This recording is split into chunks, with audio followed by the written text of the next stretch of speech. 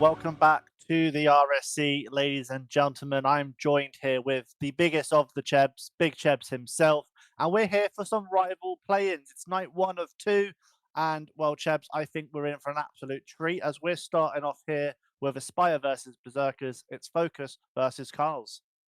Yeah, excited for this one. Some names very well known in RSC in this one, so it's going to be a treat for the OGs as well as the newcomers. Yeah, both teams running main roster as well, which is always what you love to see. So it should be some good gameplay, Masters.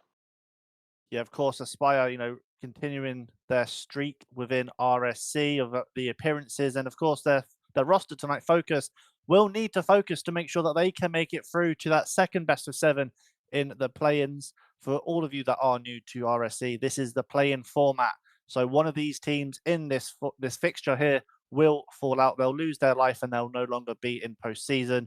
The team that wins will be forced through to a second best of seven where they'll play against a fourth seeded team. The winner of that will make it through, of course, to that championship Sunday, this Sunday, of course. So make sure you do tune in for both of those streams as well. Let's have a look at these team stats here, see what we're working with, because as you mentioned, some well-known players within obviously this tier. You've got Maui, you've got Banan Mode, of course, who is going to be that key player for Aspire. Aspire finishing sixth with Berserkers fifth in their respective conferences. And I think the main thing that I look at here, Berserkers for me seem to be a bit more of that demo heavier team, which is, well within the Team Berserker blueprint. But the shooting for me is a bit low, 26 and 28% for these teams respectively. You'd imagine coming into that rival tier that it'd be a little bit higher, Jebs. Yeah, but here in the rival tier, you also got better defense, and you can see that from the saves. Both teams pushing some high numbers. 186, so a little bit higher for the side of Team Berserkers, and that also goes for their goals. And yeah, I mean, both teams pretty much running opposites on almost every stat from wins down to goals against. So Team Berserkers very much looking like the stronger team. They've got more wins under their belt, more goals scored, less conceded, and definitely look like the stronger team from those stats. Well, as you can see here, nothing is perfect, but we make it work. Maui, of course, themselves making it work with that 54% goal participation, ever so slightly lower than, of course, their main man, Resist Jaguar, with that wonderful, meme-tastic 69% for the side of Focus. And if we look over to, the side of Berserkers, we spoke about how these two teams match up really well. The main player over on Berserkers, Patroid, 69%.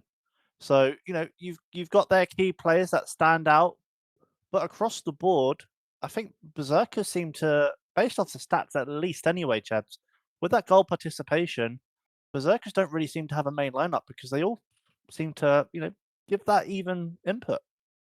No, you can also see it from the assists. This Berserkers team seem to be linking up quite a lot in their attacks. Almost all of them having higher assists than the side of Aspire, and that's showing in the goal participation as well. Well, it'll be really interesting to see how this one happens. As you can see here with the play-in bracket, Focus versus Carls, the winner of this will go through to face off against Flame, who, of course, is part of Brave Esports. They've had some success in the play-ins. They did it earlier this week in Challenger. They won both of their series to make it through to that championship Saturday for the Challenger tier. So they'll be hoping that they can make that through again in this lower bracket run. And then, of course, later on in the evening, Shinjuru versus Marvel, of course, for that upper bracket place. A loser of that, which is on stream tonight at 9 CEST, 10 CEST. The winner of that, of course, will go through to that championship Sunday. But the loser will drop down to that lower bracket, and they will, of course, face off against a team that does make it through the lowers tonight. Now, in terms of predictions here, Chebs, I believe, if I'm not mistaken, I did put a 4-2 win here for the side of Berserkers. Unless production can tell me that I'm wrong and that I did put a 4-2 for Berserkers. So I'm not going senile just yet, chat. I know I'm 30, but my memory does still work a little bit. And then you've got the exact opposite, Chebs. You've gone 4-2. So I love seeing the underdog. I think Berserkers are better on paper in every single way, but Aspire, someone's got to root for the team that doesn't look as good, and that's going to be me this evening. Got to keep it nice and unbiased on this casting desk. well, it'll be really interesting to see how this one plays out. So I think without further ado, there's only one thing for us to do, chat, and that's to get this one started. Of course, we start off with the ever faithful and trusty Manfield Knight. It's Focus against Carl's, and it is live here on the RSC. Let's get this one kicked off. Chebs, for you, I know obviously we're not that good at the game, but what do you think, coming up to this rival tier, what do you think a team needs to do to cement themselves in this first game? Well, I mean, Tape shows you how to get started, scoring straight away. But I think especially when you're playing on stream during the season, you don't always get that opportunity.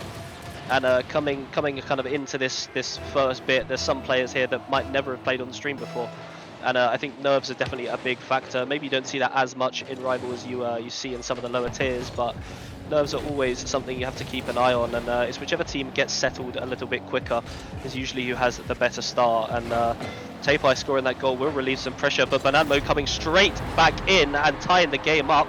18 seconds gone, and we're level again. Yeah, I think you alluded to it perfectly well. Game one in a series, especially with this new best of 7 format that we've had for the past few seasons, that really does make it a lot more nerve-wracking. A best of 5, you're sort of used to it. You do it in 6-mans all the time within RSC, but this time, you're playing for your life. The winner of this does go through to that second round, and then they've got to do it all over again. So this game one is really where either team can set the pace. Although we have seen so far in postseason that the team that necessarily wins that first one doesn't always go on to win the second. We've had some great series where the team that has started off really well and set the pace in game one then sort of capitulates in games 2, 3, and 4, and then they find themselves at series point and are unable to find their way back. So I completely agree with what you're saying. I think, in terms of these two teams, if Focus can really set the pace and keep the consistency and the composure, there's absolutely no reason that this team can't cause a shocker and send Carl's packing.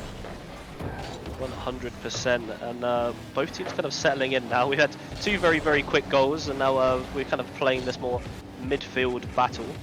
Ted trying to bring this one forwards. It's going to hit the backboard, Tape high across, comes back down, and yeah, I think we're going to see a bit more of a slowdown as this first game goes on. This is really where the team needs to settle, not get kind of too over aggressive, not over commit on things, and kind of stay in that midfield area. You usually see much lower scoring first games as both teams don't want to take those risks. But Ted, every time I speak about not taking risks, not scoring, a goal seems to go in. So Ted putting Carl's wrong team, Berserker's team, putting Carl's back in the driving seat.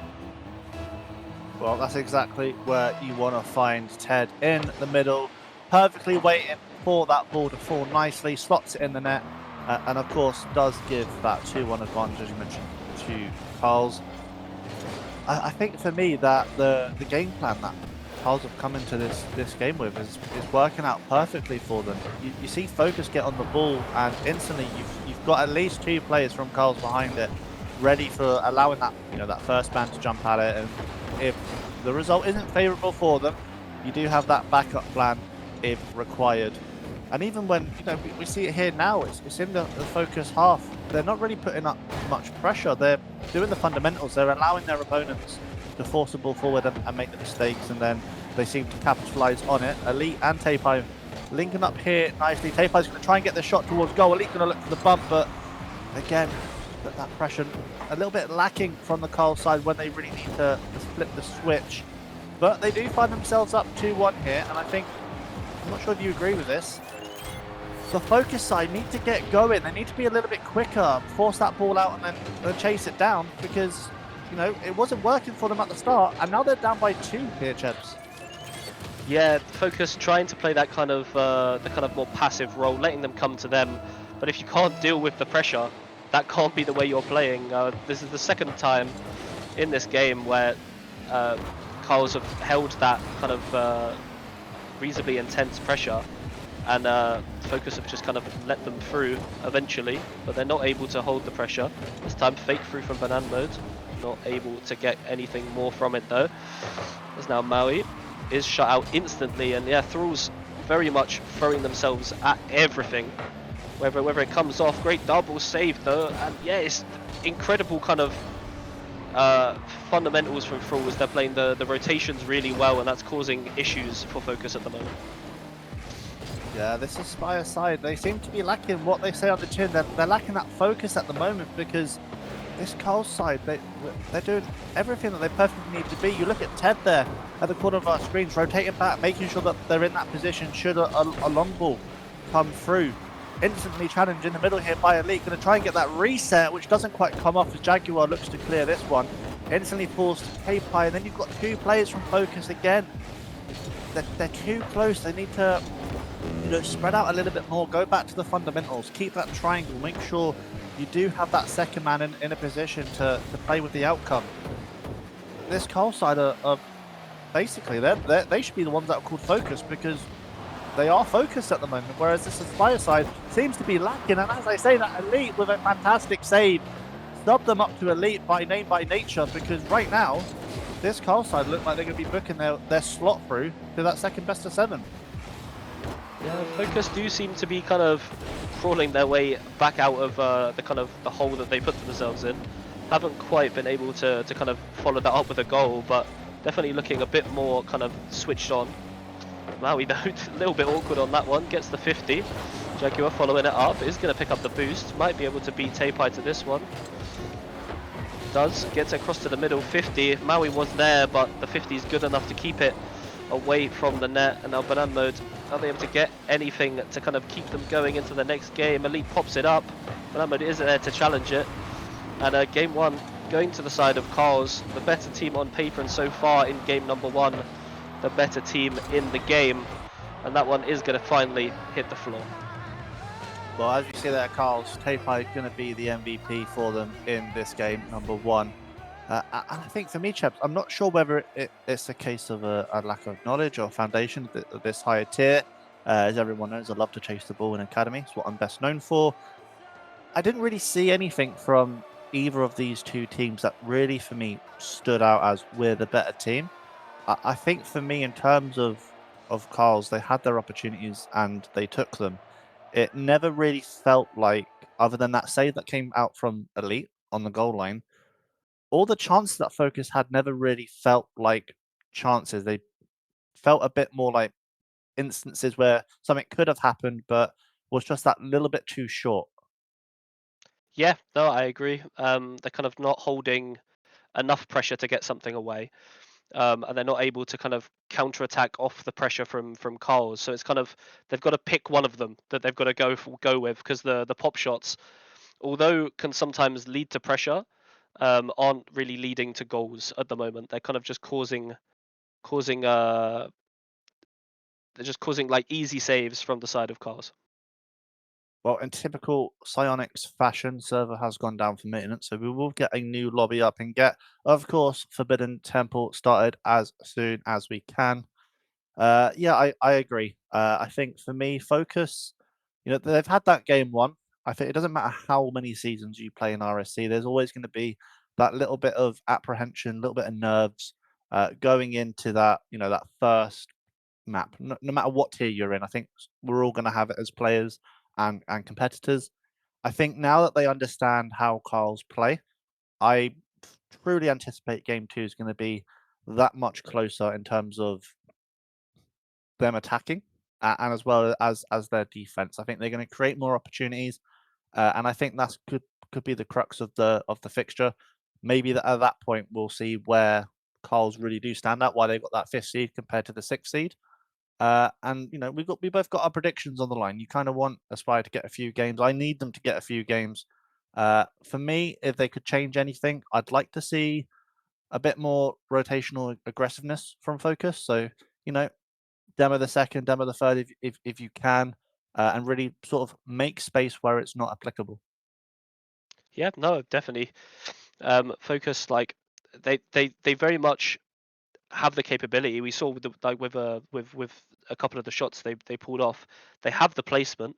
They just can't hold the pressure long enough to catch them out of position, and they're holding that position very well at the moment. Are Carl's, and yeah, it's very much a kind of difficult one to call at the moment.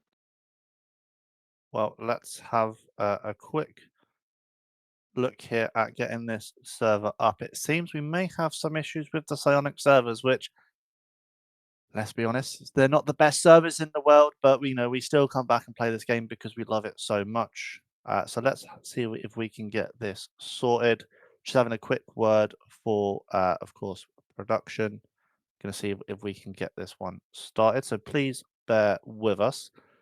What would you say was the standout point for Carl's? At what point of that map did you think that they sort of found the focus that they needed? Are you gonna use that joke every 3 seconds, Masters? There's that the vibe for this one.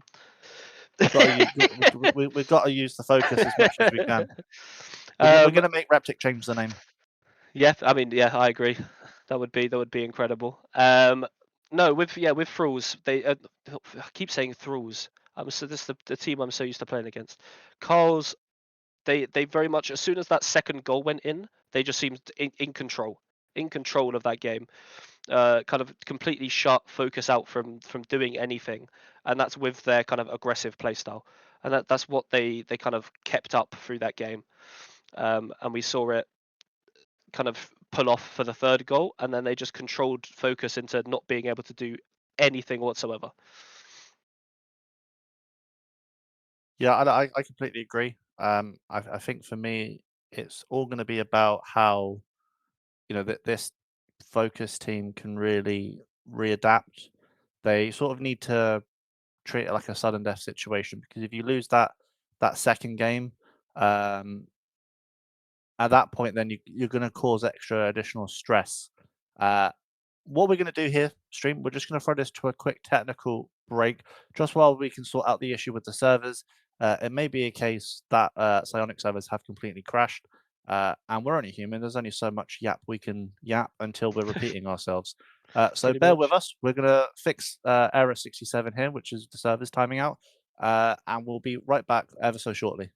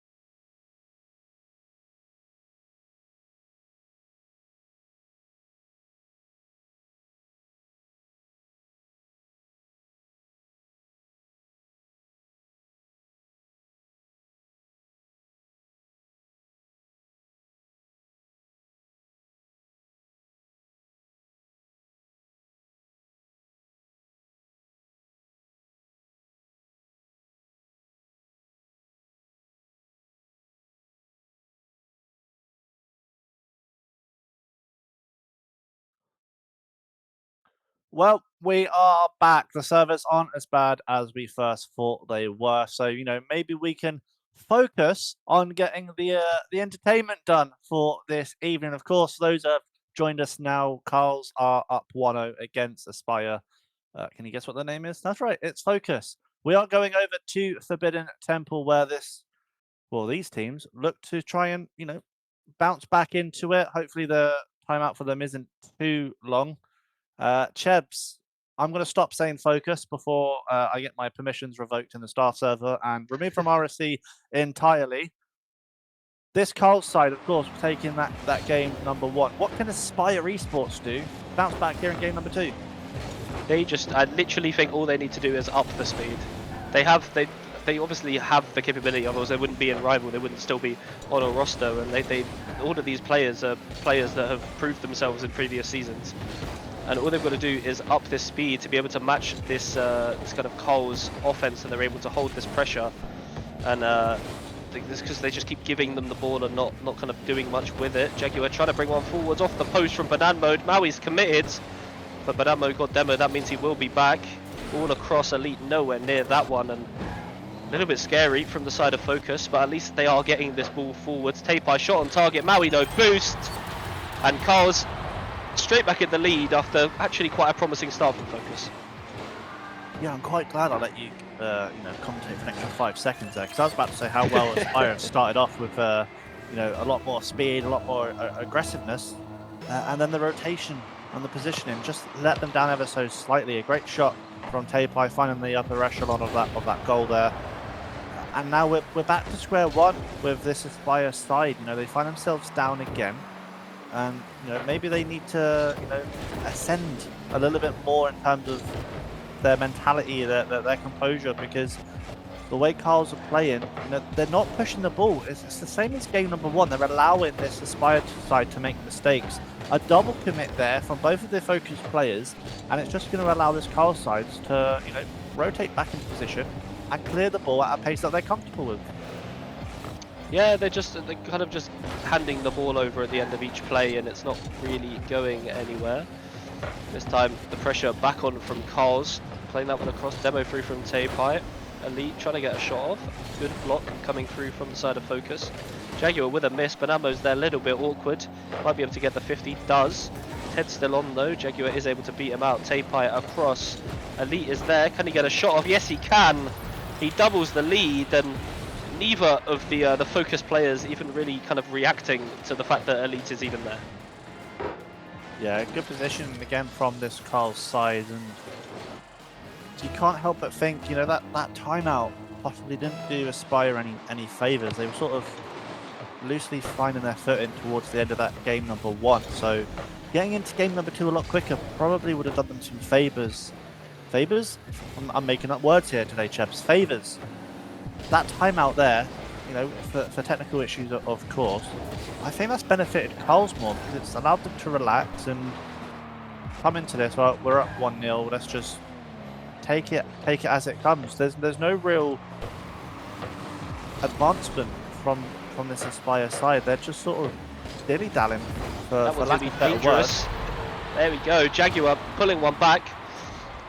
A good play in the end. Taipai, not the greatest of controls, but Amod able to get the 50. Leaves Elite so awkward in there. And Jaguar was able to force that one in and slightly pulling the deficit back on the side of Focus. And definitely the kind of aggression on that one. You saw all 3 players kind of pushing up for it. Not always the best call, of course, but in that situation it's definitely worth. Double commit coming through from Focus, but Jaguar was able to get back across for it. Shot now from Taipai, good demo. Can Banambo get there? Yes he can, but this pressure's still going to be mounting. Jaguar playing it out. Maui gets a soft touch, is able to follow this one up. Taipai just about able to beat out the 0 boost Maui. Ball's going to fall back to Elite. Everybody on the side of Focus with no boost, and the ball ends up back with the Carl's defense. A 50, Banambo is going to be able to have some control on this, not too much boost to work with, doesn't manage to get a touch, and again it's just kind of nothing that dangerous coming through from the side of Focus, and that's another nail that Carls have thrown at them. A really good touch from Elite to get it over 1. Jaguar not able to read it. Ted trying to go for the shot, you'd assume. but the pass down to Trophi will do, securing that one and regaining their 2-goal lead. Yeah, the positioning from Carl's, especially in the offensive third, seems to be a lot more consistent compared to this side of focus. They seem to be stuck in two minds about what they want to do. So I'm hoping for, at least for their sake, after this game, they do have that option of a tactical timeout. Tactical timeout should they wish to use it. That does grant them an extra 2 minutes after the post-game 60-second countdown has finished. And I think for them, that's going to allow them to completely reset. They'll be in the lobby for the third game, ready to go. And they can sort of refresh their tactics and sort of their ideas. Because there just seems to be a cog in their system that's not quite rotating in a way that they would have liked. Another double commit there, no pressure on Jaguar. It's going to be a potential 4th goal here for the side of Carl's. Trophi will take this one high. He's going to be met by Maui, so Elite does catch this one, looks to the flick, works out ever so nicely. A demo on the back line, should be a 4th, but Head sends that one off from the crossbar. And you can't help but think there that Focus have gotten off a little bit lucky, Chips.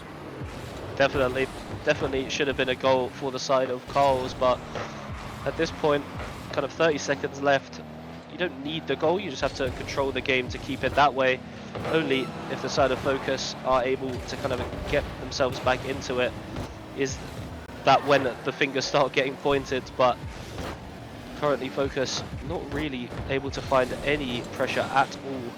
Trophi trying to bring this one forward yet again, still trying to extend that lead or just waste time. Both work in the side of Carl. As now Jaguar gets it past the lead, Banana Mode is able to get a touch, gets one across the middle, but Maui's getting bumped, and that means there's no one there to put that one away. As we hit the 0 seconds, Carl's take game number 2, and definitely sat in the driver's seat. And you have to look across the Focus now, that timeout, or kind of even this full minute before the next game starts, so they can have a look towards it. Yeah, another performance, thoroughly earned by this Carl's side. It's going to be really interesting to see, how Focus do react to this. As mentioned, they do have that 2-minute tactical timeout. I'd be quite interested to see if they don't use that, because that would show not only good reserve from the team, but that they have the mentality that we don't need a timeout. We can win this on our own. And I think that's really crucial, especially with these elimination matches. The team overall in Focus, as an average, they all seem to be doing their part. Whereas you look over on Carl's, you've got that one player that sort of seems to be stepping up each game. So I think that's where the physicality from this Focus side could really help them sort of make that space, as I alluded to at the end of game number 1. And as we obviously head into this third map at DFH Stadium, that physicality would be fantastic. And of course, as I do tell production, we all need to ready up by a certain point. I'm the one that doesn't ready up, so I crash the server. So we will be a further, 10, 15 seconds, but we will get this one started as soon as possible. Who for you on this Aspire side, Chebs, do you think is sort of going to be the catalyst to revive themselves back into this series? All of these players have kind of history at RSC. All of them have done well in league play and in playoffs. Obviously, Maui, big name, is doing well in playoffs versus Jaguar as well. Banana Mode, all have done well within RSC, so they're all players that can step up. Ones you want to look towards. Resist Jaguar, definitely a player that I think won MVP one season as well. So he is definitely one to be looking at to step up in this series. But Focus at the moment, definitely kind of needing to switch gears, push it that little bit further, as Carl's really just kind of, I don't want to say coasting, but it does feel like that.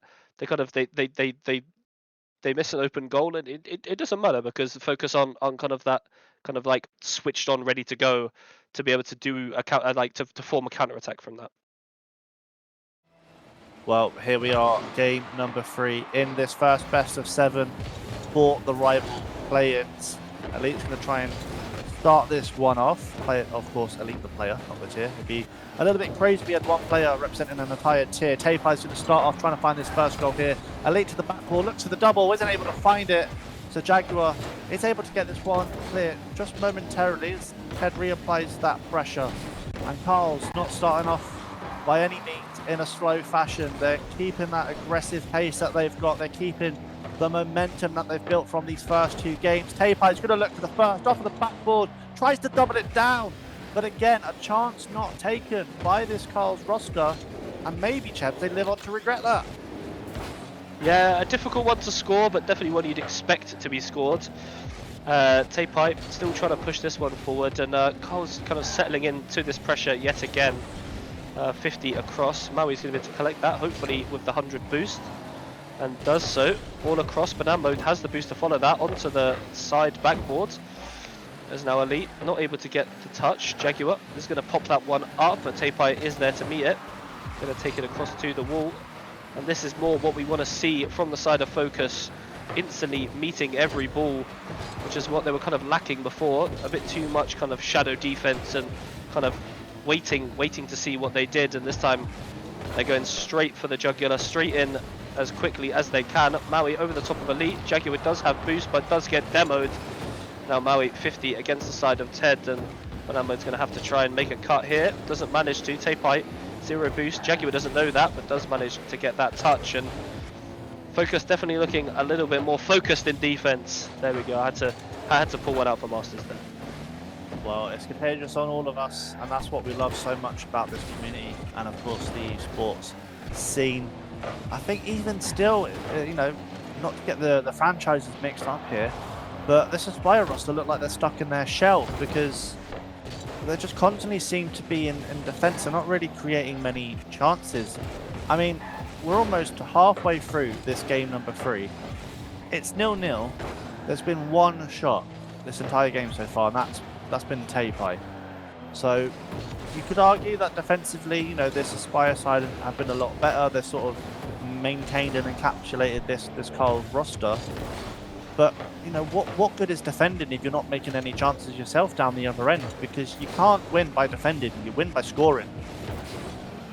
The triple commit coming through from Focus as you're talking about their kind of defense and positioning. But Jaguar is able to kind of get back and slow that one down. And now Banana Mode is going to beat them out to it. Ted's going to try and collect that on the backboard, does so. Ball across, Maui back to the backboard. Taipai a little bit awkward, isn't able to get there, but Elite is.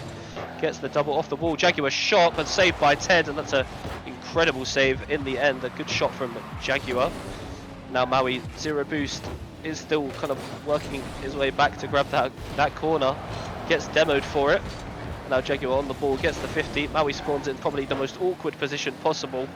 But Banana Mode, even more awkward, isn't able to get there. Maui, from the respawn, is finally able to make that save. And both teams kind of showing they have, both teams are human, both teams can make mistakes, but neither team able quite to capitalize on it. Well, they do have Pat Choice in their franchise management, so maybe he can give them, you know, the robotics that they need to excel. And Ted Moby is going to be able to find that first goal here in game number 3. If you don't know who Ted Mosby is, get to know, because right now he's filming his new series, How I Won a Trophy, and he's doing it well as they're up here in game number 3. They're well on their way to sweeping this series, Chebs, let alone winning it. Unless this Aspire side can find the remedy to sort of fix the issues that they're having. Maui is up early for this one, sends it along the back wall, but Taipai there once again to meet the ball here. And this Carl's roster are definitely no pushover. Definitely not, and this one's going to be a counter-attack. Ted not quite able to get a shot off there, aims for the corner, he is cut out by the side of Focus. That's an awkward bounce, and it's going to get 50'd anyway. Maui now trying to beat out Ted, can't do so.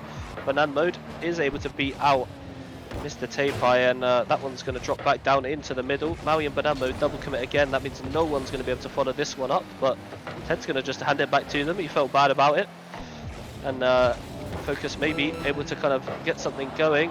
Double commit from the side of Carl's, but the ball stays out of the net, and that's all that matters to them. There's now Taipai on the backboard. Across is going to be met by Jaguar, and this time Focus able to hold a bit more pressure, but that demo is going to kill it. Well, a goal needed here from this Aspire roster in the last 10 seconds if they are going to be able to force us to an overtime. They've sent it to the backboard twice, maybe a third time. There it is. Yeah, there's no goal here for this Focus roster, and it almost seems as if their belief is diminishing here before our very eyes. The ball's going to drop here in game number 3. It's going to be a 3-0 lead to Carl's in the series. And now we're asking this Aspire roster to reverse sweep. They haven't won a single game in the first 3. Now we're asking them to win 4 on a bounce. And as we know, that is more than possible. You know, something could change in this next 45 seconds that really elevates this team. A bit of a quieter game from Carl's, I think, there, Chebs. Not too much happening in terms of the offense. 3 shots for each teams. It's just more Carl's have taken their chances when they've been presented.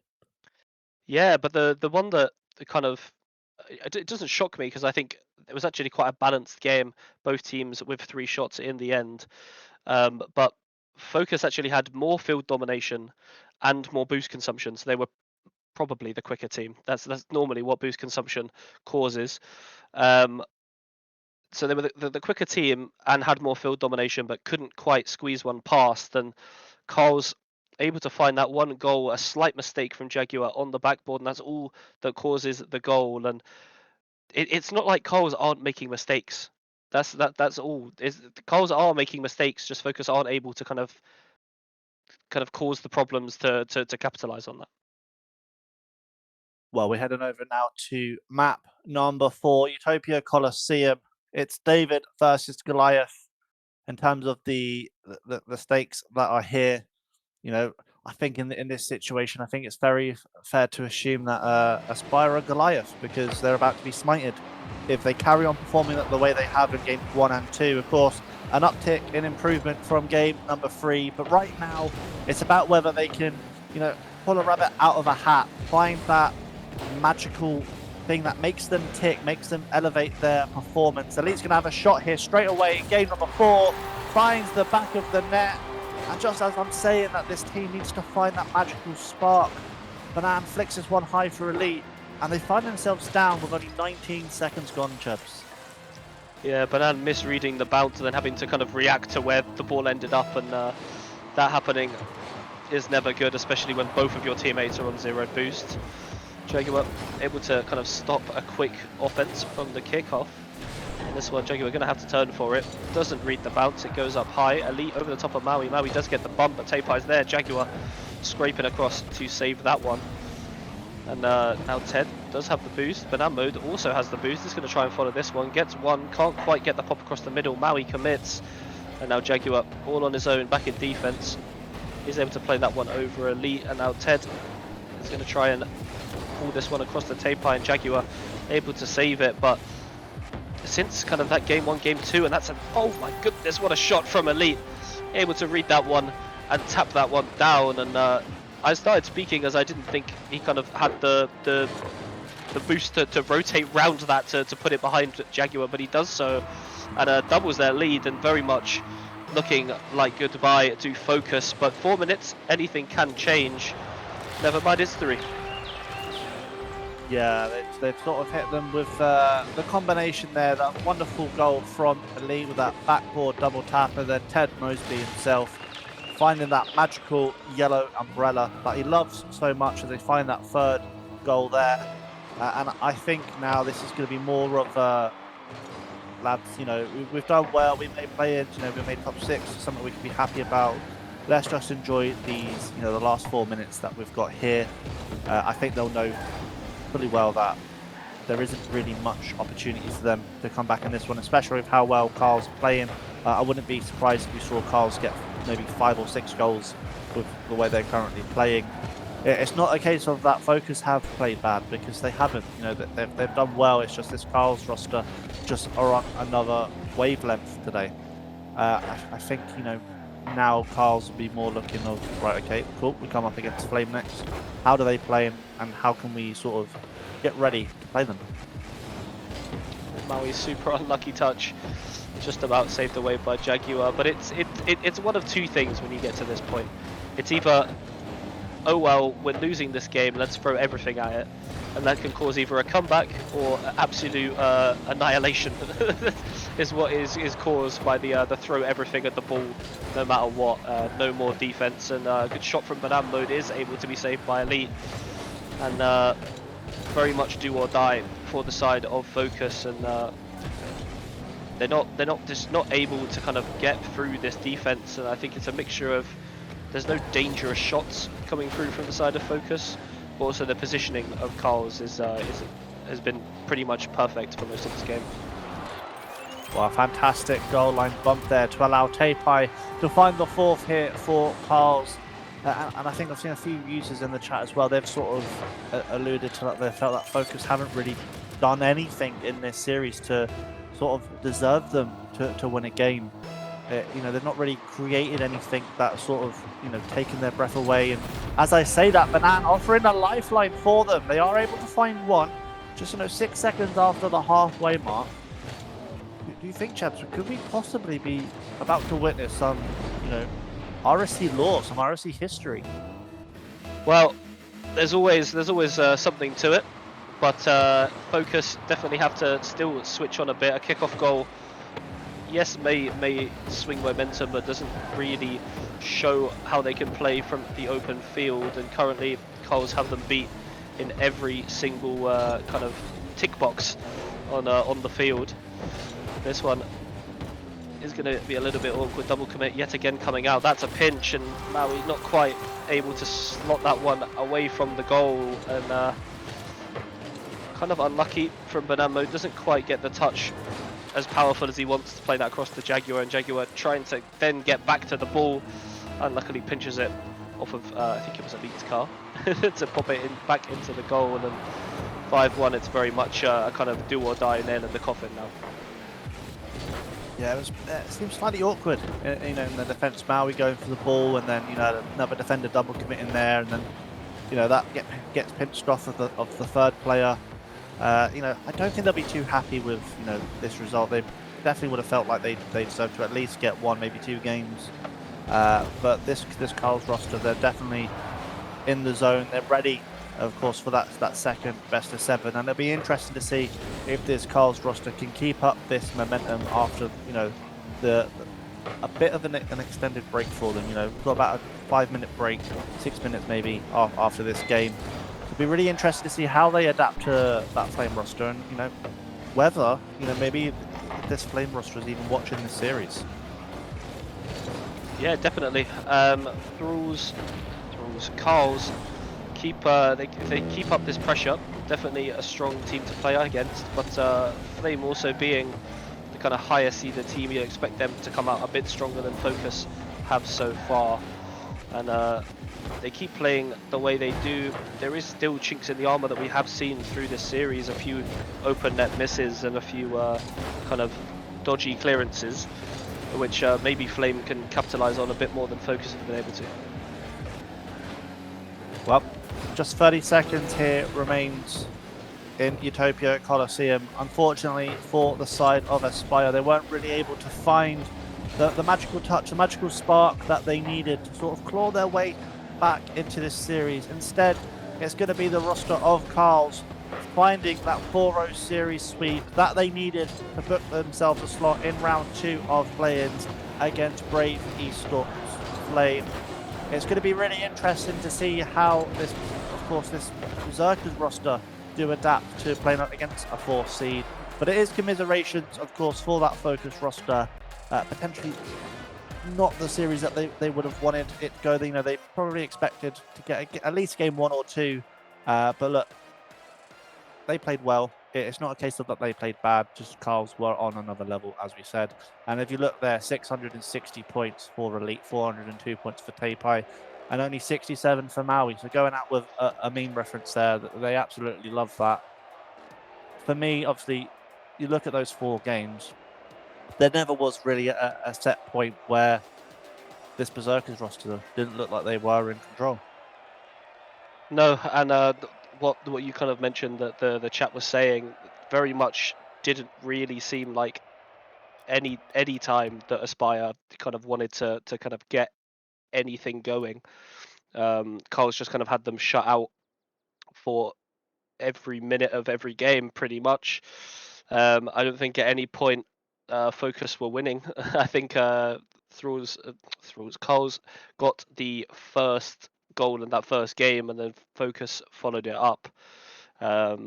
So a bit rough for the side of Focus.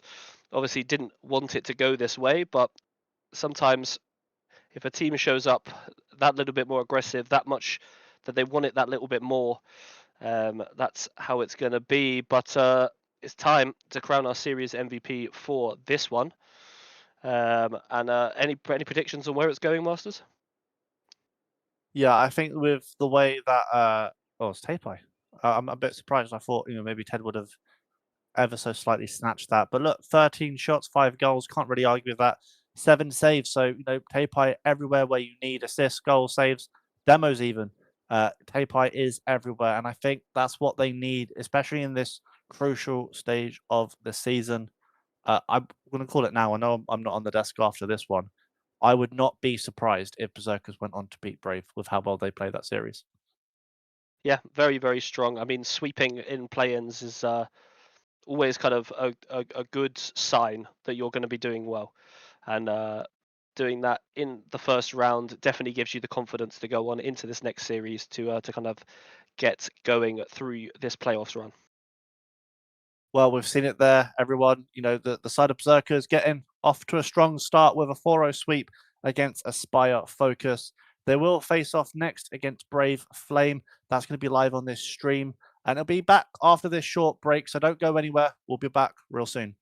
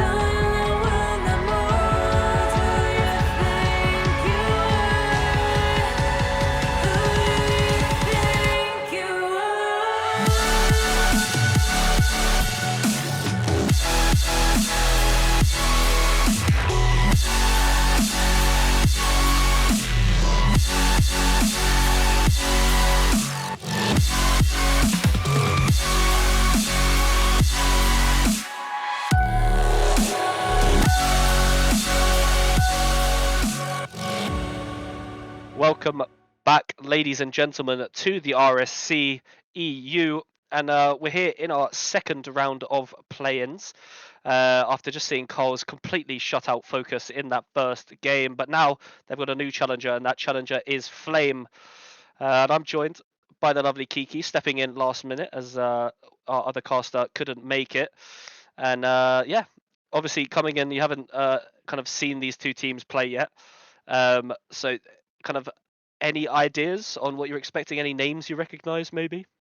Well, I kind of do actually. I mean, back in the day, whilst I was still rival, obviously, tiers move, you get promoted, you get down. Depends on how you do your season, depends how much your ranked games go your way. But yeah, plenty of names actually here that are still familiar, such as Patroid, Tapai. I also saw Elite around here and there. Ted is also a familiar one, so plenty of familiar names. I'm just interested. I still haven't dug into the rosters on who's playing on which side, but I just know that momentum always carries the flow. That's one of the most important parts about Rocket League. It's the fact that you are able to kind of carry that momentum into the next game, into the next series. And, while your opposition is waiting on cold feet, you are able to bring the heat with that previous matchup going in your favor. And especially considering the fact that it was a nasty sweep, they're gonna be riding a high. But is that gonna be a little bit too much confidence? Are they gonna get a bit too cocky for the actual matchup here for Flame? Well, I guess we'll find out. What are your thoughts about the matchup here, Chips?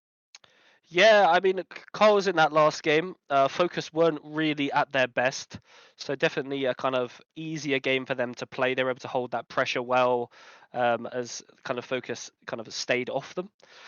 We won't see that, I don't think, from Flame. Flame being the higher seed than Carl's in this one. Definitely kind of coming into this one, Flame gonna be a bit more aggressive, obviously, than Focus were, and that might cause some issues for Carls as they've kind of got into the flow of playing against a kind of slower team. So going into this one, definitely something to keep an eye on. But we can have a look quickly at those team stats, and maybe we can kind of see any differences between these teams.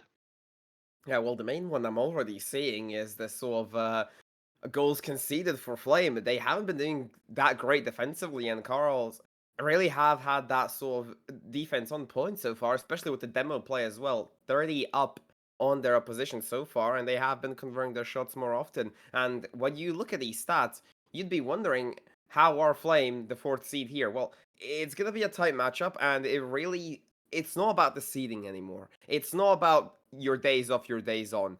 It's about consistency and how much you are able to bring here. So that's really what's doing it for me. It's the consistency of Carls here that have the slight advantage over Flame here, and I don't know. That's the main statistic that's actually giving me a bit of a scratch to the eye. It's the demos and the saves that Carls look to be dominating on in the stat pad here. What about yourself, man? What have you been seeing on the stat sheets?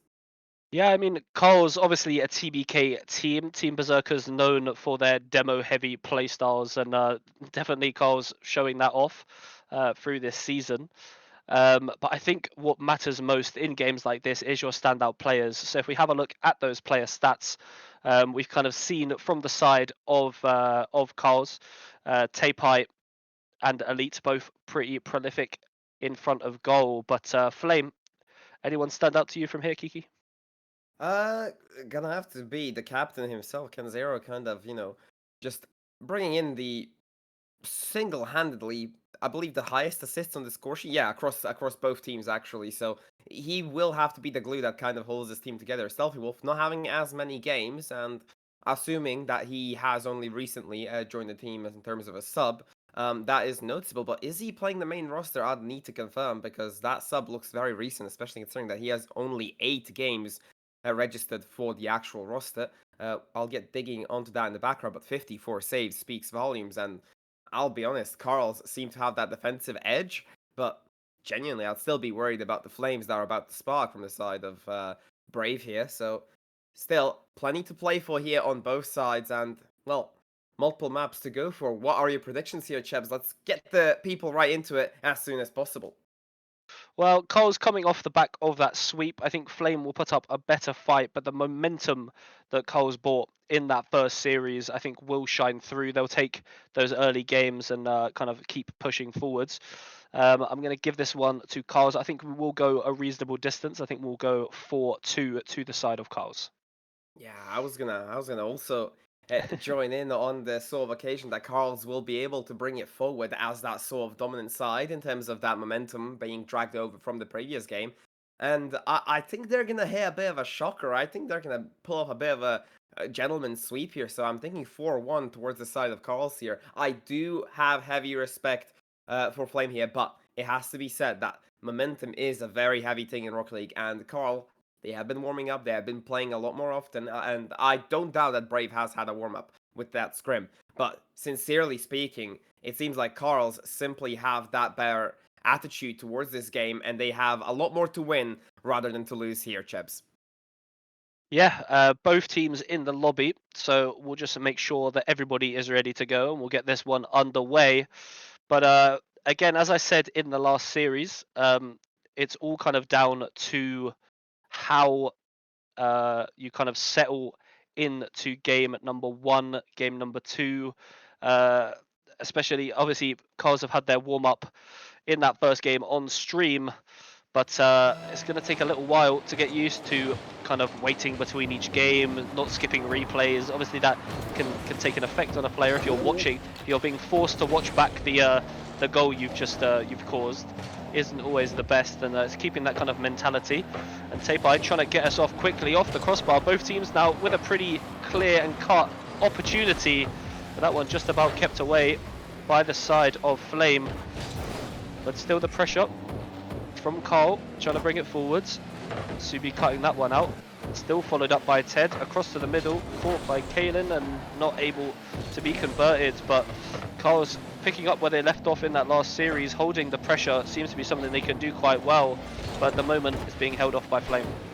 Yeah, trophi still has an opportunity here, takes to the ceiling here, can't quite get the double off the backboard, but the pressure is already immense from Carls here, and especially with that defense staving away the counter-attack, that will still mean more chances for Carls to come here. trophi, simple clear, doesn't regain possession of the ball, so Ken will simply take that one away. Elite tries to get out of the corner, but still unable to get past this sort of offense that Flame are putting up.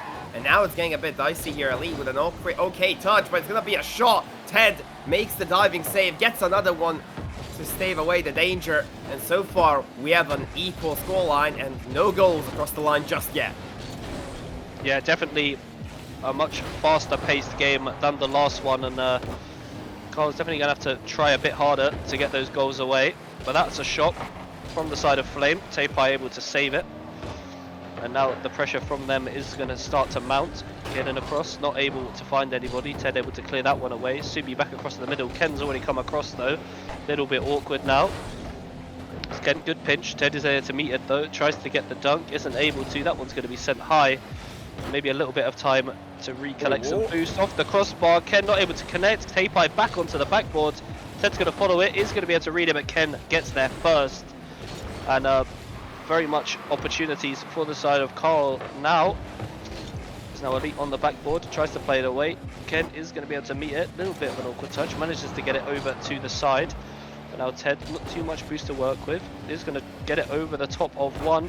Met by Ken. trophi not able to connect. That's a great flick. Might be too much of a flick, and it goes all the way. Ken getting that first goal. And you said before, he's the man to keep an eye on, and very much a perfect flick to get them on the score sheet. Yeah, definitely, and he was looking forward to it, that's for sure. Catching out the rotation in the latest move. I believe trophi was the one on the back foot here. Kind of just slipped out of the way on his end, and he wasn't able to keep it together when that flick actually came through. Playing that shadow play defense, you always got to gamble. Are you going to play it for the fake, or are you going to play it for that challenge? And this time, trophi wasn't correct in that outcome. In the meantime, Carls, though, still, we know that their offense can thrive. Is it going to be able to here? A lead. Look at this up. trophi, but a great save from Kalen. Is able to get that one away. And a stray.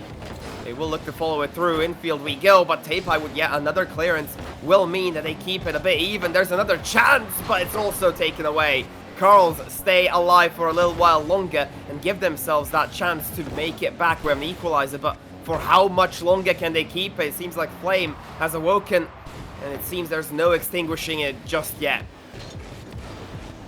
No, Carl's now trying to come forwards, is cut out quite early on. I think he's going to be able to have a little bit of time with that. Ken is going to be able to cut that one out. Ball goes high. Ted's got to meet it. Does manage to do so. Great, able to kind of control it. But Subi there to just take it straight off his car. A good 50 coming through. Now Teipai, no boost to work with, is going to get met too early. Maybe a pinch? No, not able to quite. Ball goes over. Subi now trying to put it into the middle. A good ball across, but Teipai is going to beat Ken to that, so definitely the correct decision to turn back around. Not great across the goal line, and just about kept out from the side of Flame, and definitely some slight nerves with some of these touches, but holding strong at the moment, our Flame. Yeah, a different roster has to be said that ever since that first goal was scored on both sides. It seems like Carls have lost that bit of confidence they had throughout the start of the matchup, and as soon as the floodgates opened for Flame, they have been constantly upon them. Now, pass over to Ted. Ted infield over to Elite, but he's not in the position to follow. He goes a bit too far forwards, and he simply isn't able to make do with the opportunity here. In the meantime, the counter-attack, it's looking brilliant, but that mistake could cost them. Elite, breakaway, 1v1 against Ken, gets the 50 only. As Ken dives across and gets that save. Still 30 seconds left on the clock. Time is bleeding out, and it's on the side of Flame this time. There needs to be an attack getting mounted as soon as possible, but Kalen, he's buying so much time here for Flame. It seems like it's a little too late here for Carls to break out of this deadlock, and Subi might look to put the final nail in the coffin for that game number 1. 8 seconds remaining, trying to get this ball out of defense as fast as possible. Teipai gets the touch, follow through from Ted, but can he keep it up? Can, look at the bird down as well, trying to dominate this offense and defense, and both styles, great bump, and Flame take away game number 1. Really good showing from Flame to kind of have the kind of apprehension to go for a bump like that, just to make the ball hit the floor. Definitely something that would kind of make them go, woof. That was a great kind of easy way to end the series, and definitely something that they are happy with. And yeah, Flame looking kind of a little bit more in control. You said obviously Carl's kind of, once that goal went in, looked a little bit shakier. Teipai holding very strong with those saves as well. Whole of their roster 6 saves across that game for the side of Carls, and Teipai MVP last series is still top of the leaderboard for the side of Carls, but Flame the ones to get that goal, and with more shots is kind of what you'd expect. Yeah, it seemed like the pressure has started going to the favor of Carls in the opening sides of the match, and the opening minutes have really favored them. But once they weren't able to get it over the line, once Flame just scored that 1 goal to get the lead, it seemed like everything just dwindled away. There was no chances to be found for the side of Carls, and Flame had that defense on lock, on point. Forbidden Temple going to continue our story here, and I dare say Carls might need to win this one. I know it's a best of 7, I know there is still time on the board, but game number 2 simply can't wait for a champion. On the way we go, once more. Let's see if we are able to get ourselves a response from Carls.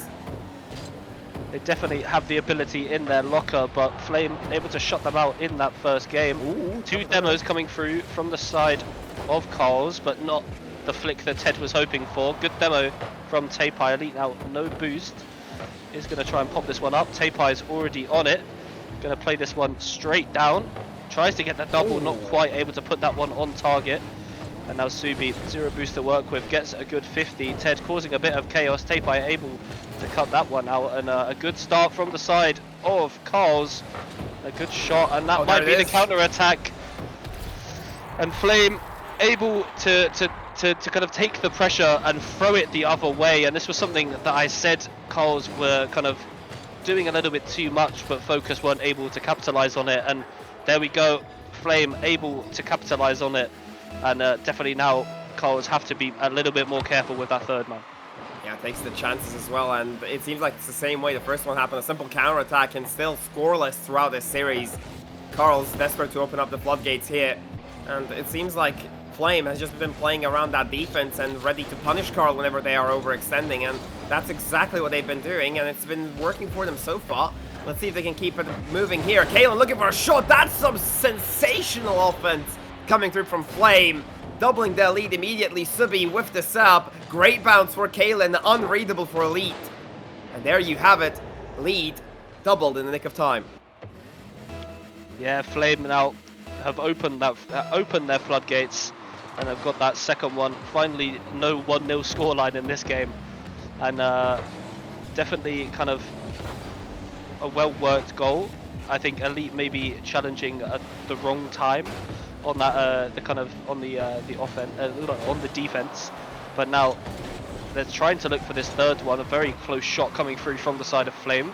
Ken now trying to get the ball across the middle, fakes out Taipai. Elite now, Subi not able to connect. Elite's going to try and take this one forwards, no boost to work with, and Kalen's going to get across in front. Ball out to Ken and cleared away. And yeah, just Flames seem to shut down everything that Cole is trying to throw at them. And it seems to be a very big kind of a shift in boost. The Flames seem to always kind of have a boost, whereas Cole's, even now, look, Elite's on half boost, the other two have none. And it's not even really like Flame are holding that much pressure. It's just every time they have no boost, and that's what's causing goals. Third one goes in from Ken, and this time the pressure was held very, very strong.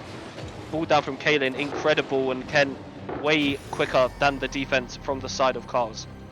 Yeah, and it seems like Carls are finally breaking. That sort of sensational way to hold your own against the stronger teams is dwindling, and albeit they did have an easier stop here in the play-ins, they are one step closer to getting eliminated, and Elite is going to have to do a lot more to keep his team in it than just staving the ball away, because Carls are finally realizing how to break down that offense, and still no response, none at all. 4 unanswered goals coming through here from Flames. And now Carls are in a very desperate situation. Plenty of chances, but not enough going in. Again, crossbar. There could be a chance, but Taipai slightly a bit too shallow on the angle. Unable to turn it in. And maybe even the punishment to follow here. Boost getting starved immediately. Ted tries to get over one, and he does so as well. Kalen looking to intercept here. It's a bit of an overcommit coming through here from Flames, but they are able to deal with it quite well as Subi manages to get a 50 at least on the way out. It seems like there's only 2 minutes remaining, but genuinely, it's going to feel a lot longer for Carls here. They're going to want to get this one over the line as soon as possible, and they're not going to be able to if they're trailing by 3. Huge catch-up scenario. Can it be done? Can it be executed? 100 seconds on the clock will tell us the story. And still, Flame trying to push this one forwards. Ted now off the backboard. Does manage to get a good touch, but met by Kalen. And now Elite over the top of one, but Subi's going to be there to meet it. Gets a control touch. Taipai is going to be able to follow it up after a weird pogo off the floor. And now Subi trying to follow this one up. Gets a really good 50 against Elite. Taipai is going to catch that. Only a little bit of boost to work with though. He's going to try and pop this one out for Elite to take over. But Ken has already sussed that one out, following it up. Subi now across the corner is going to be met by Ted. But now Ted being out of the play, is Kalen going to be able to find the double? Yes! Oh my God! And that's an incredible shot from the side of Flame. And Kalen, incredible control to keep that one, to get all the way around the ball, to tap it down past Taipai. Incredible control and an incredible shot. Over one, recovers the position to get the double as well. Execution on point. But the imagination also has to be genuinely praised there. Able to take that extra touch. Now the infield pass. It could be a 5th. It could be just burying Carls beneath the Flames here. So far, ashes are the only thing that arise from it. Are they able to kind of get this revivification of that offense going? Not quite. It's going to be a demo trade back and forth, but simply no reply still. Taipai trying to get anything going. Even if this game is done and dusted, even if it's 4-0, you really need that goal. You are not able to break through this defense, and if you get that mindset that they are unbreakable, unbeatable, you're not going to get any better in the forthcoming games. At least get 1 goal for the road so you can get that momentum in your back.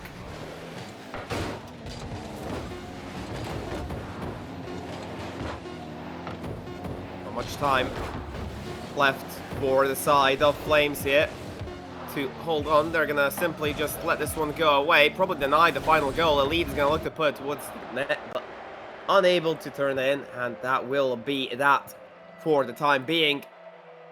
Game number 2 goes to the favor of Flames. Yeah, sorry, Kiki, I muted my mic to take a sip of my water and then forgot to turn it back on. All good. Happens. Welcome to the casting crew, man. There we go. But yeah, Flame taking this one at 4-0 and very, very convincingly. Only 4 shots for the side of Coles compared to the mammoth 11 shots from the side of Flame. And the timeout is called from the side of Coles, and they have this this kind of 2-minute window to be able to kind of talk it over and see what they can do differently. Absolutely. It feels like they have the offense in terms of setting up the chances. There is no finishing touches. That's the biggest thing they're lacking. They have no venom behind their shots. They're missing these sort of opportunities where they could potentially get ahead, but they simply let it slip away due to some simple clear or some simple error in terms of possession. They need to control the ball a lot more rather than just booming it upfield, booming it away. That's how Flame are dominating the midfield, and that's why Carls are losing out on so many of these challenges and not getting the enough energy and momentum behind the touches. It seems like they're just kind of missing that final key piece, and I dare say it might have to be a heroic from one of the members. I dare say it might have to be a hero that arises from Carls. Who will it be? No idea, but someone definitely needs to step up here, chaps, otherwise things are going to get dire pretty quick. Yeah, and Tapai was the one to do that in the last series. Tapai and Elite as well, we saw. And even then, they were the 2 players that I were looking at, and Masters thought Ted was going to get the MVP. So all 3 players playing pretty well in that first series, and it's just it's on kind of any of them to step up, but also all of them as a team. This team, we saw from the stats before, this team is very much a team that has high goal participation across all of their players. They like to pass. They like to kind of get those plays going, and we're just not seeing that. In that first series, we did see kind of a couple missed opportunities, and that's really coming back to bite them. Masters was kind of assuming that would come back to bite them in that series. It didn't, but now we're seeing that in this second series.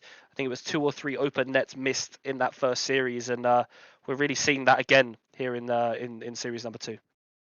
Yeah, and it genuinely feels like they could be lacking on the defensive front as well recently. The first game, all right, 1 goal. You can let that one slip, everything's fine, as long as you can score 2, but that's the issue.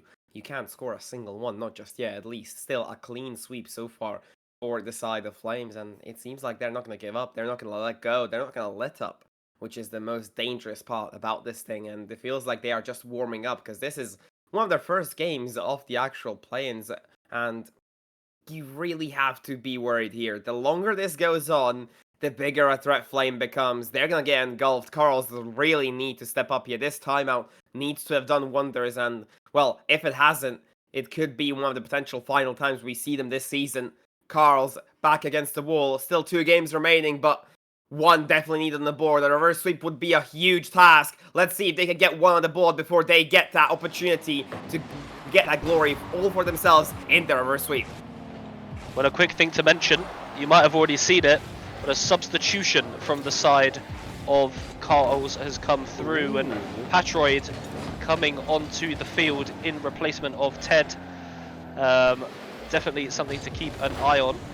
And a good 50 coming through from Elite. Shot now from Kaelin, just about saved away by Tapai with a little assist from the post.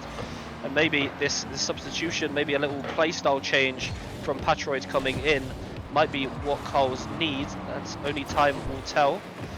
There's now Tapai going to challenge Subi on the wall. Good 50 comes through. Elite's going to pick this one up.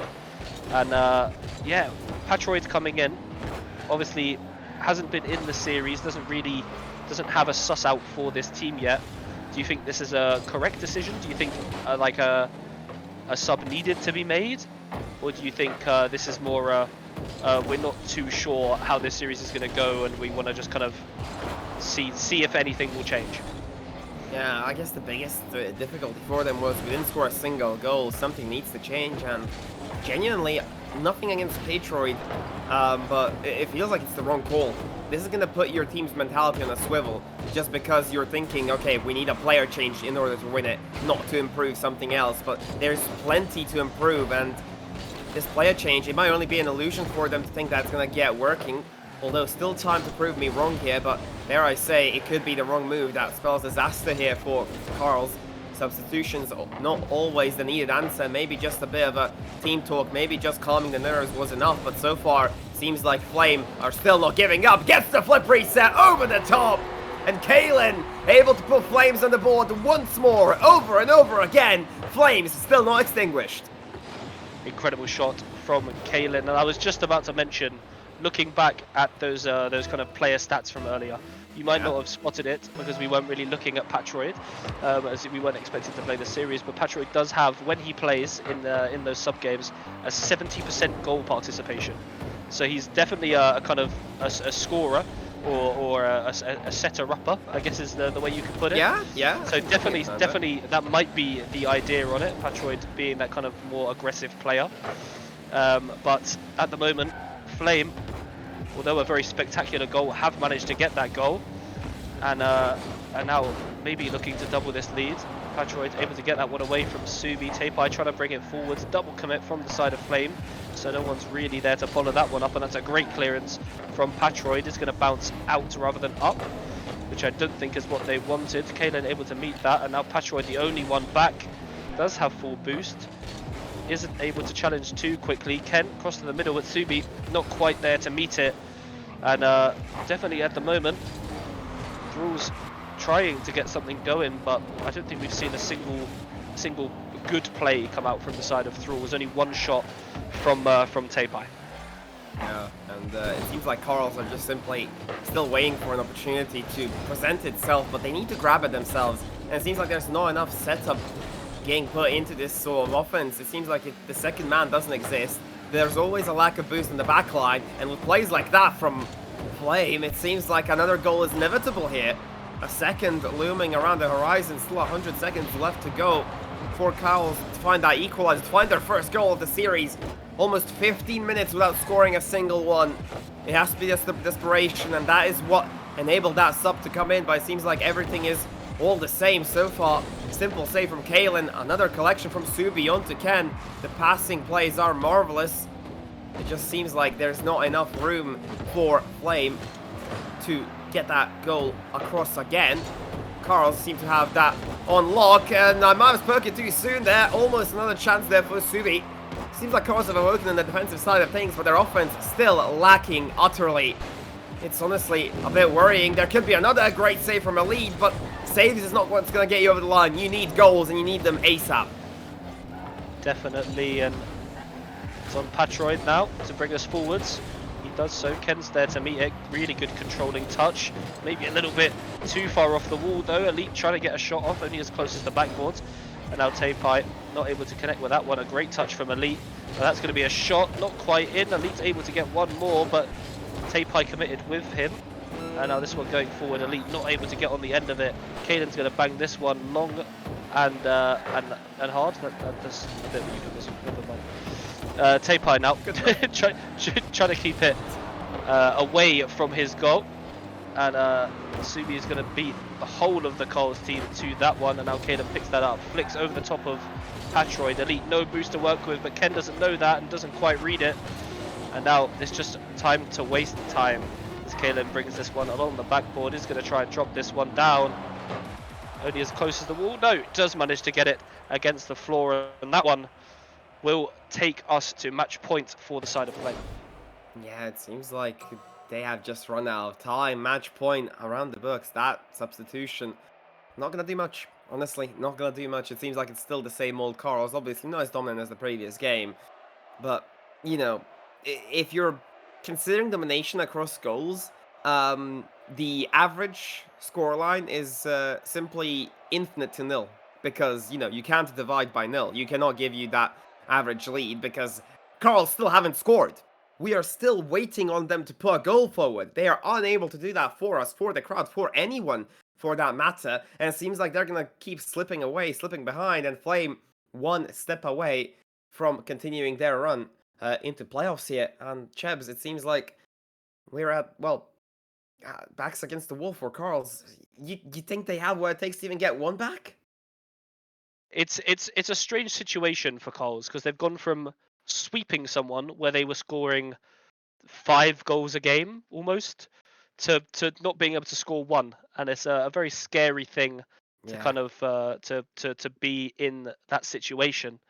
So now Coles, yeah, they are up against the wall, and that's where either someone needs to step up, or they've got to try something different because at the moment they just can't break through this defense with the kind of the setups they're going for. Yeah, we're gonna have a little bit of a longer pause just to get the server back up and running, as it did crash for everyone. But what's good to mention here, it's a bit of an extra break here for Carl's, regardless of the fact that it is a technical difficulty on the server side of things. It still is worth mentioning that Carl's, there is a possibility. There's always a possibility. Reverse sweeps are glorious. We've seen them in RLCS even, not just RSC. We've seen them in RSC plenty of times. That's for certain. But to have the mentality as a team that's whole seasons, you know, on the line, are you gonna be able to kind of come together and bring up that heroic moment that's needed to face Flame and kind of face your fears here? Because you haven't scored a single goal. You're 6-0 down on aggregate in terms of goals, and you're only a match away, a game away from getting eliminated completely. Carl's, no time like the present. Utopia Colosseum gonna seal the fate, or maybe even unwind another doorway for Carl's. Let's see what we get here. Flames, Carl's off to the stage, both to play for. Yeah, now it's really on Carl's to step it up as they risk, if they lose any of the next few games, it's goodbye to their season. And it's always a sad way to go, is going out in play-ins after you think, oh, we can make that run, and especially after that sweep they were thinking that. But definitely a strong side from the side of Flame, and that's a sitter really that's been kind of let go. Patroid not able quite to get the power he needed on that to get it past the respawning defender. And now Subi gets the 50 against Taipai. That's a double commit from the side of Flame. Good shot from Elite, only as close as the crossbar. And the kind of precision that's needed for these goals really isn't showing from the side of Cars. Yeah, and Kalen has been the man to stab these chances over and over again. Either himself going all the way, or just simply giving it up here for one of his comrades, compadres, Subby and Ken. Happy to play around him as much as possible, but definitely the most mechanical player on the team. Kalen is very gifted in that sense and is able to create these chances. Meanwhile, on Carl's, I really don't see that person yet. I really don't see that person. You said it was Taipai in the previous matchup. So far, a ghost, a mere presence on the field that sometimes gets noticed, but rarely does it speak volumes. And the defense will hold on, although Carl's are seeing a bit of life here in terms of the offense. A goal is going to be needed to start them off here. Kalen, not unless he does it first here, able to get over the top, maybe not quite. Elite's going to be able to get that one by with that 50 as well. Anyone left to follow up? Patriot a bit too far back, not able to catch up to it. And Taipai's going to get a great 50. Is there anyone left to follow here? Subi is in no good position, but there's a missed net. There's another! Clinicality lacking completely on the side of Carl's. And if not, that might just lose you the entire series. I want to say so close, but neither of the shots were coming off like the wall of the post. And now Patroid goes for the fake, no boost to even try anything. And now Taipai over the top of Kalen. Subi's there, is going to bang that one forward. Elite ready for it though. Sends it up high. Will he be out Kalen? No, that shot's going to go onto the backboards. Kalen going for the double, not able to get there, but Patroid just doing jumping jacks on the front post as eventually they're able to get one underneath him. And that one will go to Ken. There's a good shot, seeing Patroid going for the jump and instantly putting it underneath is a well-worked play from the side of Flame. Oh yeah, that is for certain. And so far, I'm just kind of nervous on the goal line here, but I'll be more nervous about the attack that's to come. Your boost is dwindling. Taipai, the only person to be able to try to find the clear. There's a mistake. Patroid could be looking at a shot. First goal found. Carl's finally some life on the field for them. I mentioned before, his goal participation is the highest in the lobby when he plays, and Obviously, if anyone was to get the first goal in the series, it is Patroid, and he does so. But now it's still an uphill battle for the side of Carl's. Ball goes across to the middle. Kalen's there to meet it. Not too much boost to keep it going, but Subi is there. And now Elite bangs that one away. Patroid's going to try and follow this one, but gets beaten out by Ken. Subi still has some boost, goes for a quick shot. Good save from Elite. That one's going to be slung all the way across, almost into the top bins, but saved by the fourth man on the Thrall's side, and that is the post. As now Patroid gets the bump, is going to try and go for a demo. Ball across to Elite. Tapai shot off the post. No. Flats up, no. And it comes off both the post and the crossbar, comes back out. And Patroid left to collect that in the defense. Well, if Corals have 4 defenders, it's sure to be said that Flame has 5. Multiple posts coming to work. There's the demos and there's the plays. Ken, the captain himself, and as his title does stand, the cracked captain, pulls through again, gets his team the lead back, and once more Corals in jeopardy. Answers needed, not delivered, not just yet. So many questions asked of them, and still not as many replies as we have hoped for.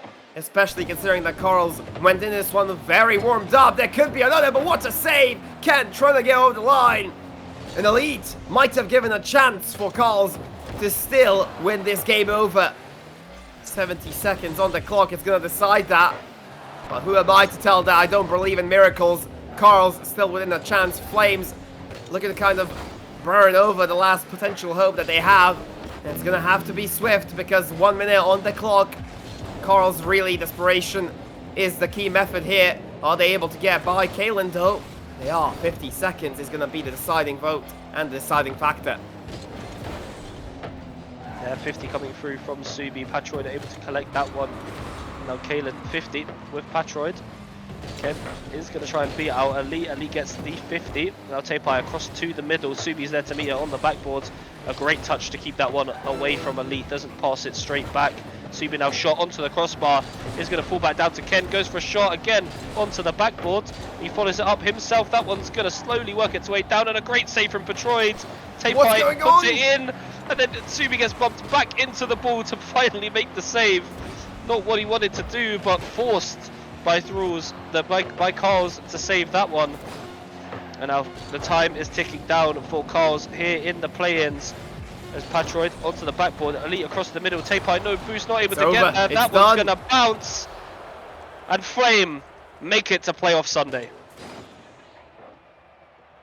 Well deserved.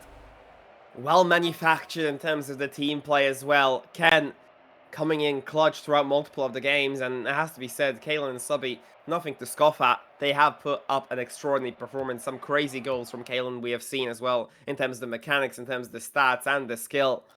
But Tapai, Petroid and Elite coming up short. The main roster as well, not scoring a single goal. It had to be a substitute to at least bring some pride and not call it a complete failure and not a complete flawless sweep. At least they have some pride to take away, but pride is not going to be much once your legacy was on the line. It's now not. 4-0, a best of 7 comes to a close on Utopia Coliseum here, Chebs. Yeah, and Flame played incredibly. They had all of the answers to what Carls did to focus in that first series, and having a look over at these team stats, it's proved even more by how dominant this Flame side were. Yeah, and 8 goals might not even be speaking the truth. The shots really are what described this game, and yeah, maybe those saves from Corals that we've seen earlier was just because of that sort of defense that was getting put on the back line consistently throughout league play, but this is dominance like never seen before, and Flame showing up in style, it has to be said. Truly able to put domination on another level, and yeah, maybe field domination wasn't there. It doesn't really matter.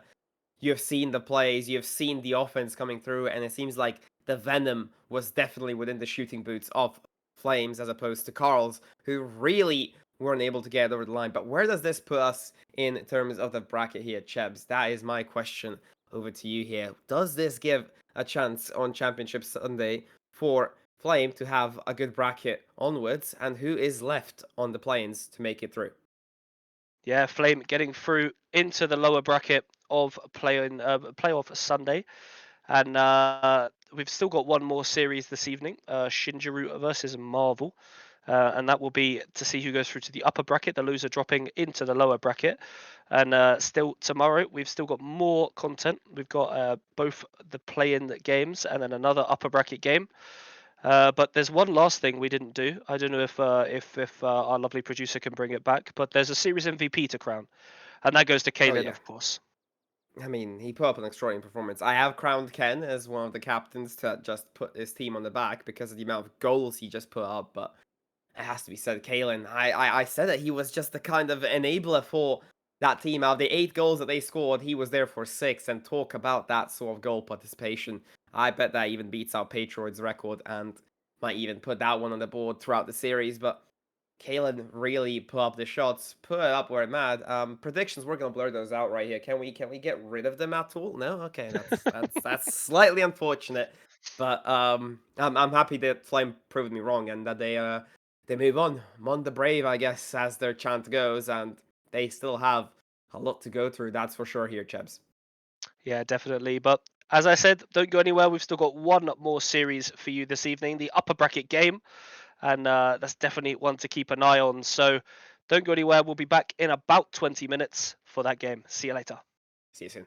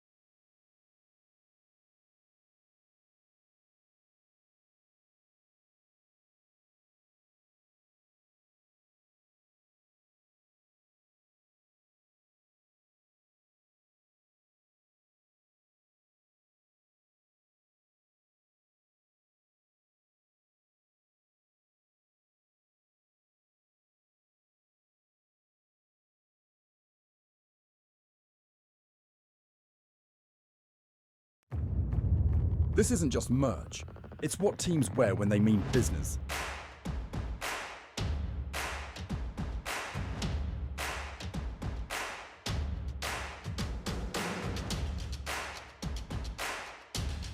Every stitch, every print, every detail, made to perform.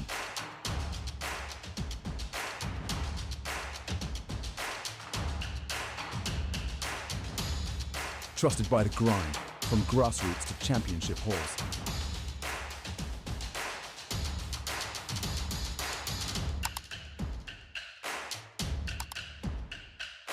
Build your team store. We're the brand that wins.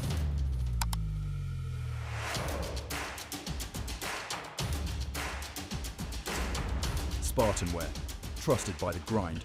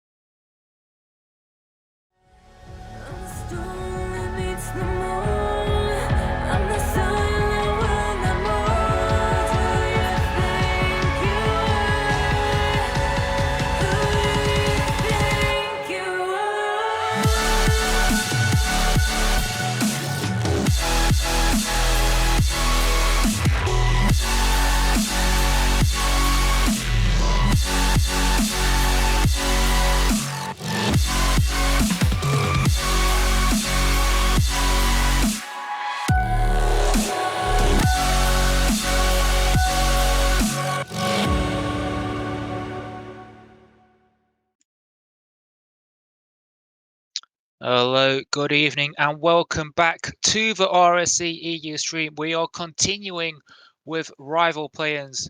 We just saw, I believe it was Team Berserkers, it was Carl's. They won their first series 4-0, then they lost their second series 4-0 against Flame. So it's a very interesting run for them, but it has come to an end. But now we move to the upper bracket where we will see Shinjiru taking on Marvel. I'm June667, and alongside me is Tino for this last series of the night. Yeah, I know two teams here in the upper bracket here, Shinjiru and Marvel. It should be an interesting series here as we have two teams who are able to gain their spot in the upper bracket. None of them will be eliminated today, but winning this series will mean that you're in the upper bracket for Sunday. Yeah, and we've seen many times that it's so important to win at this stage in the going to a low bracket at this stage. It means that the playoffs on Sunday are going to be that much harder. You don't get any sort of break in between. It's going if you do make a run through the lower bracket, then you could be facing up to 5 or even 6 hours of non-stop rocking, and that's going to take such a toll on whoever makes it. We've seen it all before, but we do see the team stats. Shinjiru, I think that's wrong. They actually finished third in the Glazes conference, so ignore the left-hand side of that graphic. But I believe the other side of that graphic is correct. Marvel did indeed finish second, but only 23 game wins. It kind of goes to show just how close the Ignis conference in Rival was. Yeah, certainly so here, as we see both team stats here, very equal when it comes to the stats, but the main difference here comes on the side of the demos coming in for Team Serene and the saves. As you see, there are a lot more saves and a lot more demos required for Shinjiru to win their 25 games here, and it was a very competitive Ignis conference in the rival tiers. Only 23 wins was enough to take the second seed, so I'm just excited to see how these two teams play out in the series. Yeah, and there were not many goals scored or conceded by either teams, but now we move on to the individual player stats, and looks like Storani and Toby were like the main stalwarts for Marvel, and only Spooks and Bogeye only playing 8 games each. So it'll be very interesting to see. It looks like it is going to be Bogeye playing, and with I not spent much time on the team, they'll need to build up that chemistry quickly.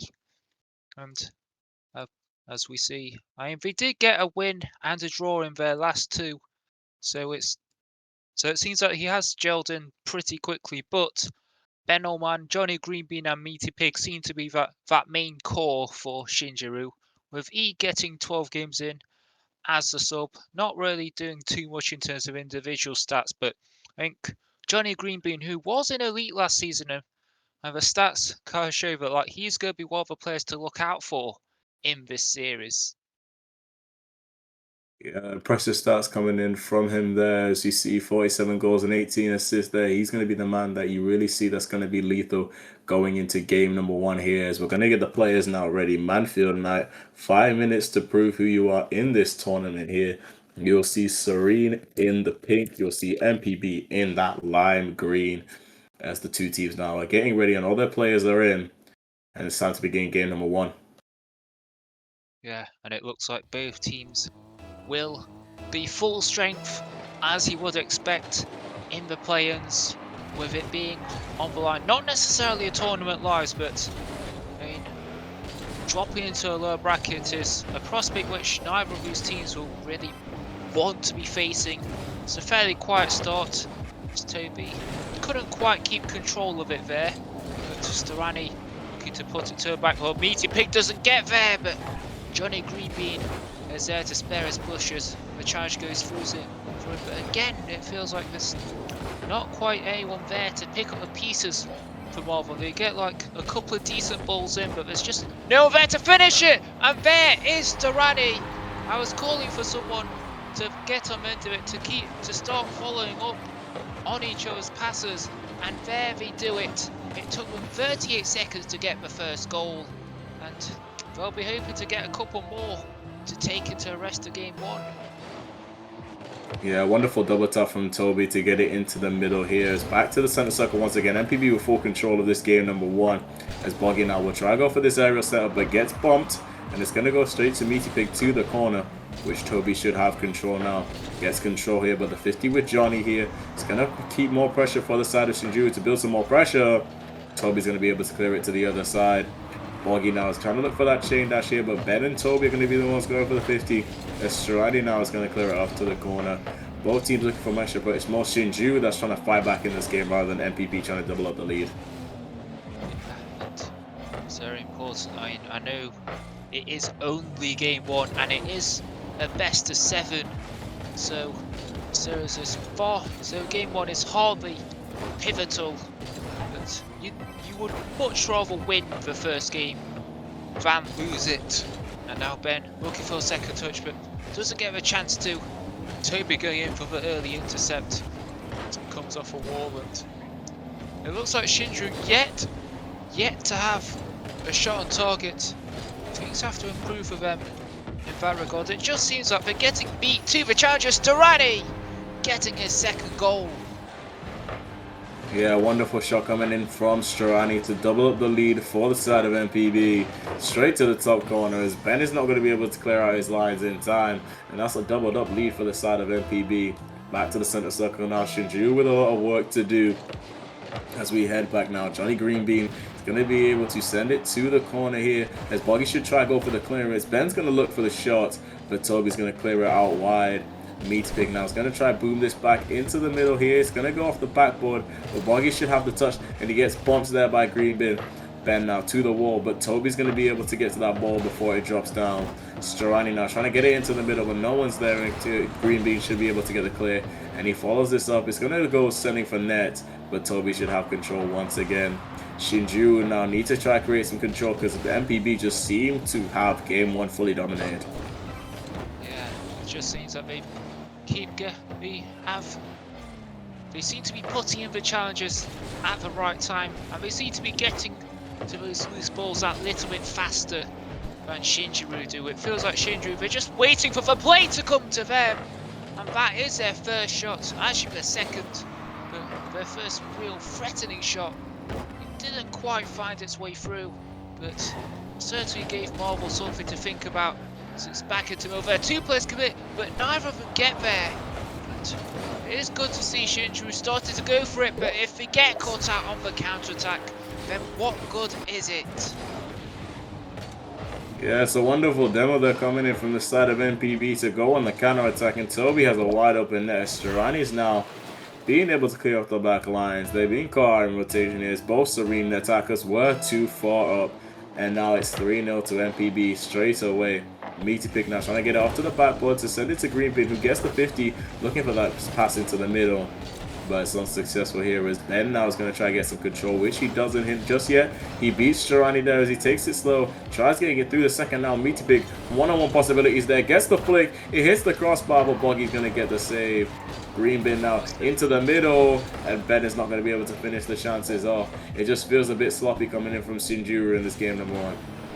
Yeah, and just seems to be a real lack of cohesion. I mean, there was a shot in there from Meaty Pig, but wasn't really too threatening. Although Ben does get the better of Sturani in there, trying to bring it down just wide, looking for a drop down, but there's no one there. Johnny Greenbean too late to that. And I think Shinju, I think that card sums it up. They've just been a little bit too late to charge. It feels like they've been a little bit passive in terms of their play. It feels like they're waiting for a ball to come to them rather than actively chasing it. And when your 3 goes down, you need to be chasing the play. You need to try and make things happen. You can't just wait for the ball to come to you. You have to go after the ball. And they just haven't really done that. They're in danger of conceding a 4th here, which will really killed off game 1. But less than 30 seconds. It's verging on impossible for them to pull back a 3-goal deficit. Yeah, no, not seeming likely there for the side of Shinjuru here, but can they get one more back? He goes up to the backboard. Who's there for the shot? It's Meaty Pig as he sends it down here to get 1 goal back for Team Serene, but it feels like it's just too little too late. for that side here, as they need a lot of work to do for game number 2. Yeah, far too late for game 1. I think it seems that they have started to at least take the initiative a little bit, but they've been undone on kickoff. I think that 4th goal for MPB, scored by Toby on the early follow-up on the kickoff, that seals it for game 1. And Shinju, they thought they had a bit of momentum with that goal to take into game 2, but it was lost just as quickly as they gained it. Certainly so. Now, game's over here as they can try and get one more back, which they do, as Ben is going to be able to get 2 for the side of Shinju. Very leaky defense coming in from both sides here, layoff in this game, but MPB should be able to keep their advantage as they've only got 5 seconds left to hold on. And Shinju still with a lot of work to do going into the second game. Yeah, I think with the sloppiness, I think for Marvel it's because they know that game 1 is already won. And for Shinju, I think it's because they're just trying to throw everything at it in like a last-ditch attempt to salvage something. So, can't really be too surprised by both teams letting their guard down toward the end. Although, albeit for completely different reasons. At Marvel, they just played that bit better for the majority of the game. And ultimately, you have to say, they did deserve to win this first game. Yeah, no, Marvel most definitely had all the pressure in the world there with a difference of 8 shots compared to Shinjuru's 6. Both teams forced the 3 saves here, but it was just the better pressure coming in for MPB to take game number 1. As Shinjuru now with a lot of work to do as we head into game number 2. And what seems to be just a lack of pressure coming in from Team Serene just needs to get fixed up as we head into the Forbidden Temple. Yeah, and Shinjuru, we did see towards the end, we did start to ramp the pressure up, but I know it'll be interesting to see whether they can keep that going into game 2, or whether those old habits of that passiveness that they had for the majority of that game, or whether that will creep back in. But what we saw towards the end, I think we need to see more of that from Shinjuru. I think that's going to be the way for them to get back into the series. Certainly so. There's a lot of work now needs to be done in the second game here as we restart now once again in the Forbidden Temple. Gets sent off to the corner for Meaty Pig now. He has full control of this ball, but it's very risky. Boggy looking for that shot, but it's unsuccessful. Toby now with all the control. Starts sending it down here. Strani's now looking for the shot as it goes up high here. Now, Boggy now looking to try and get that 50 here to the right side, and Ben's going to take control of the ball. Gets the full tank here. Toby's missed here. He can try to build some more pressure here, but it's just too sloppy there to lose that ball. Infield past the Meaty Pig. Boggy's going to be able to get the save. Clear it off to the side. And now good pressure coming in from Shinjuru early on in this game. Yeah, I really like the idea of that passive play. The shot, to be fair, wasn't bad, but I think it's just because all the Marvel players were back to defend. It's going to take one of the best shots we've seen all season to break down that level of defense, and it wasn't quite up to that sort of level, so we do have to go again, although it is quite dangerous. But Johnny Greenbean does take initiative, credit to him, to keep the ball away. And it is Shinju, they've definitely started this game to be better than what they did in game 1. Yeah, definitely a better start from the side of Shinjuru here, but not really shown here with the goals, as nothing's really going in on either side. Boggy now looking for the shot, but he's missed this ball here. Now Strani with a bit of work to do here as he clears it off to the corner. Meaty Pig's going to get the booming clear. Boggy should now get control here, but he booms it once again. It's going to go straight up to Toby, who's going to get one touch. Can't get the double tap here. Can Boggy try to look for the follow-up? He gets off the corner. Strani now looking for the shot, but Johnny Greenbean is going to be able to clear it now. Boggy now looking for the double tap. It's going to be unsuccessful. It's going to go right to Ben. And now it seems that Marvel's got all the pressure and the game's flipped on its head. Yeah, it has. And now comes off the backboard and not really, it doesn't really go to anyone. So just very sloppy touch, just kind of hit for us, just for the sake of it, as it were. And this game, really not much in terms of goal malfaction. I mean, Shinjuru, I say that they had like a couple of decent chances, and couple of decent bits of play. It's only resulted in one shot, which I'm quite surprised by. As another shot comes through from Marvel, it is from Sturani, in fact, but that one saved. I mean, both teams, they're not really looking to force anything. I think they're just trying to play it safe because they know that conceding a goal in such a tight game like this, a game with so few opportunities, it really do an awful lot of damage, and they don't want that to happen, as that's a good save by Sturani. And now Meaty Pig, the charge comes in from Boggy, and there's going to have to be another one. It is by Sturani, and Marvel, they do get themselves out on the counter-attack. It's saved by Meaty Pig, but put back into middle by Boggy. But Shinjiro, they do clear their lines. But about 10 or 15 seconds ago, that was the closest thing, that was the closest we saw to an opening goal in this game too. Yeah, very close there coming in from this side of Shinjiro here. Is it still a deadlock game here? Toby's demoed here. Trying to build more pressure, but gets beat out by Ben. Boggy now looking for the shot. Goes high. Johnny Greenbee's going to be able to get the save. Goes back into the corner. Meaty Pig now trying to get some control. Goes down to Toby. And Johnny Greenbee's going to be able to get some control here. Strani and Ben now fighting for this ball. Ben is able to win it. Gets the first touch here. Catches the ball here. Ben now looking for the solo play. Toby's going to be able to clear it just in time. Final minutes ticking down here as Johnny Greenbee and Boggy looking for the 50. He gets the pitch down. Meaty Pig's not going to be able to get it, but Ben will, as it gets sent to the corner once again here. Going into the middle for Strani to the backboard. Johnny Greenbee should be able to get this touch, which he does. But Boggy now is going to build some more pressure. Shinjiro are in trouble here as Marvel are building pressure. Yeah, they are. 50 seconds left to Marvel. And the good thing is, for Shinjiro, is that yes, they faced 9 shots, but none of them have gone in. And I mean, it is testament to how well they've defended. They do need to get a couple of opportunities of their own down the other end, which they've only had 4 of them. But now Ben trying to read it, does get contact, but it is blocked. Now Meaty Pig, and it looks like Shinjiro started to overcommit a bit. They're leaving themselves quite open at the back. I think it's just that this maybe a bit of desperation started to creep in. Just really looking to get that goal, and it will be a crucial goal at this stage. Still, no one's been able to find the back of the net, and could there be a chance for Marvel? Instead, it's dropped down. We have overtime in the second game. Time now in the second game here is Toby's going to be able to win this kick. It goes up in the corner. Meaty Pig now is going to look for some control. Still with the edge dribble now, but Boggy's going to be able to get the 50 in the corner. Very risky here coming from the side of Shinjiro, but they get the booming clear. Off to the backboard here. Boggy's now once again going to get the clear, but Meaty Pig's going to try to build some more pressure. Toby should have control of this ball. Meaty Pig takes the full boost on that side, as he's now going to try to fight for this ball with 0 boost. I'm going to go right to Ben here, who has a full tank, but he's very awkward here. He's trying to start off this play. Gets the wave dash and tries Bumpy Strami out of the way, but he can't. Now, Strami trying to look for this sidewall read, but Toby now is going to have to force to get the 50-50. Strami now drop down pass to Toby, but it's unsuccessful here. This overtime starts, and it's now Marvel with all the pressure in the world. Yeah, just look that way.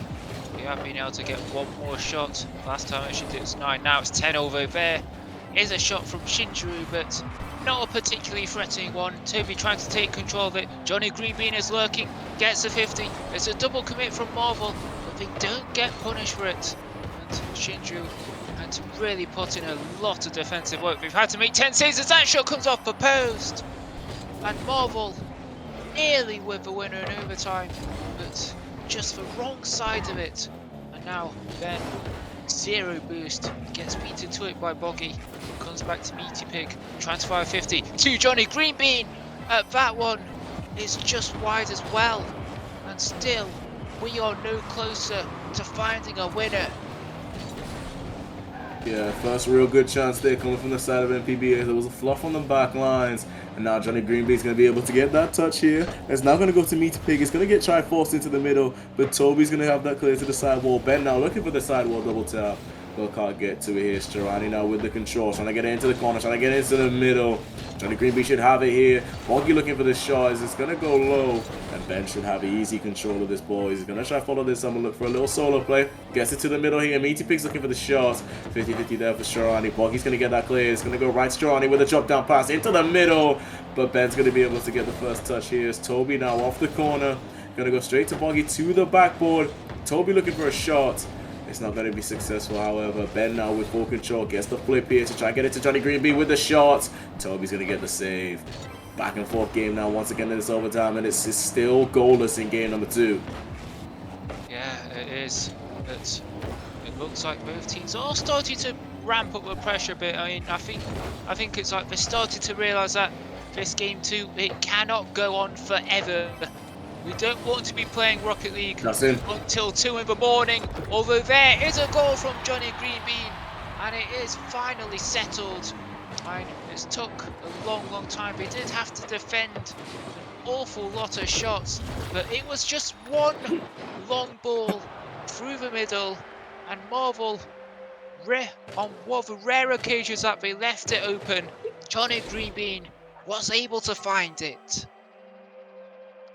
Yeah, brilliant capitalization of the rotation from Johnny Greenbean here. As we see the stats here, 11 saves coming in from the side of Shinjuru. Johnny Greenbean with the MVP, a 600-point game with a goal and 4 saves. As you see, both teams are able to build some good pressure in that 9 minutes of Rocket League here. But Shinjuru was just the one to be able to convert the chance.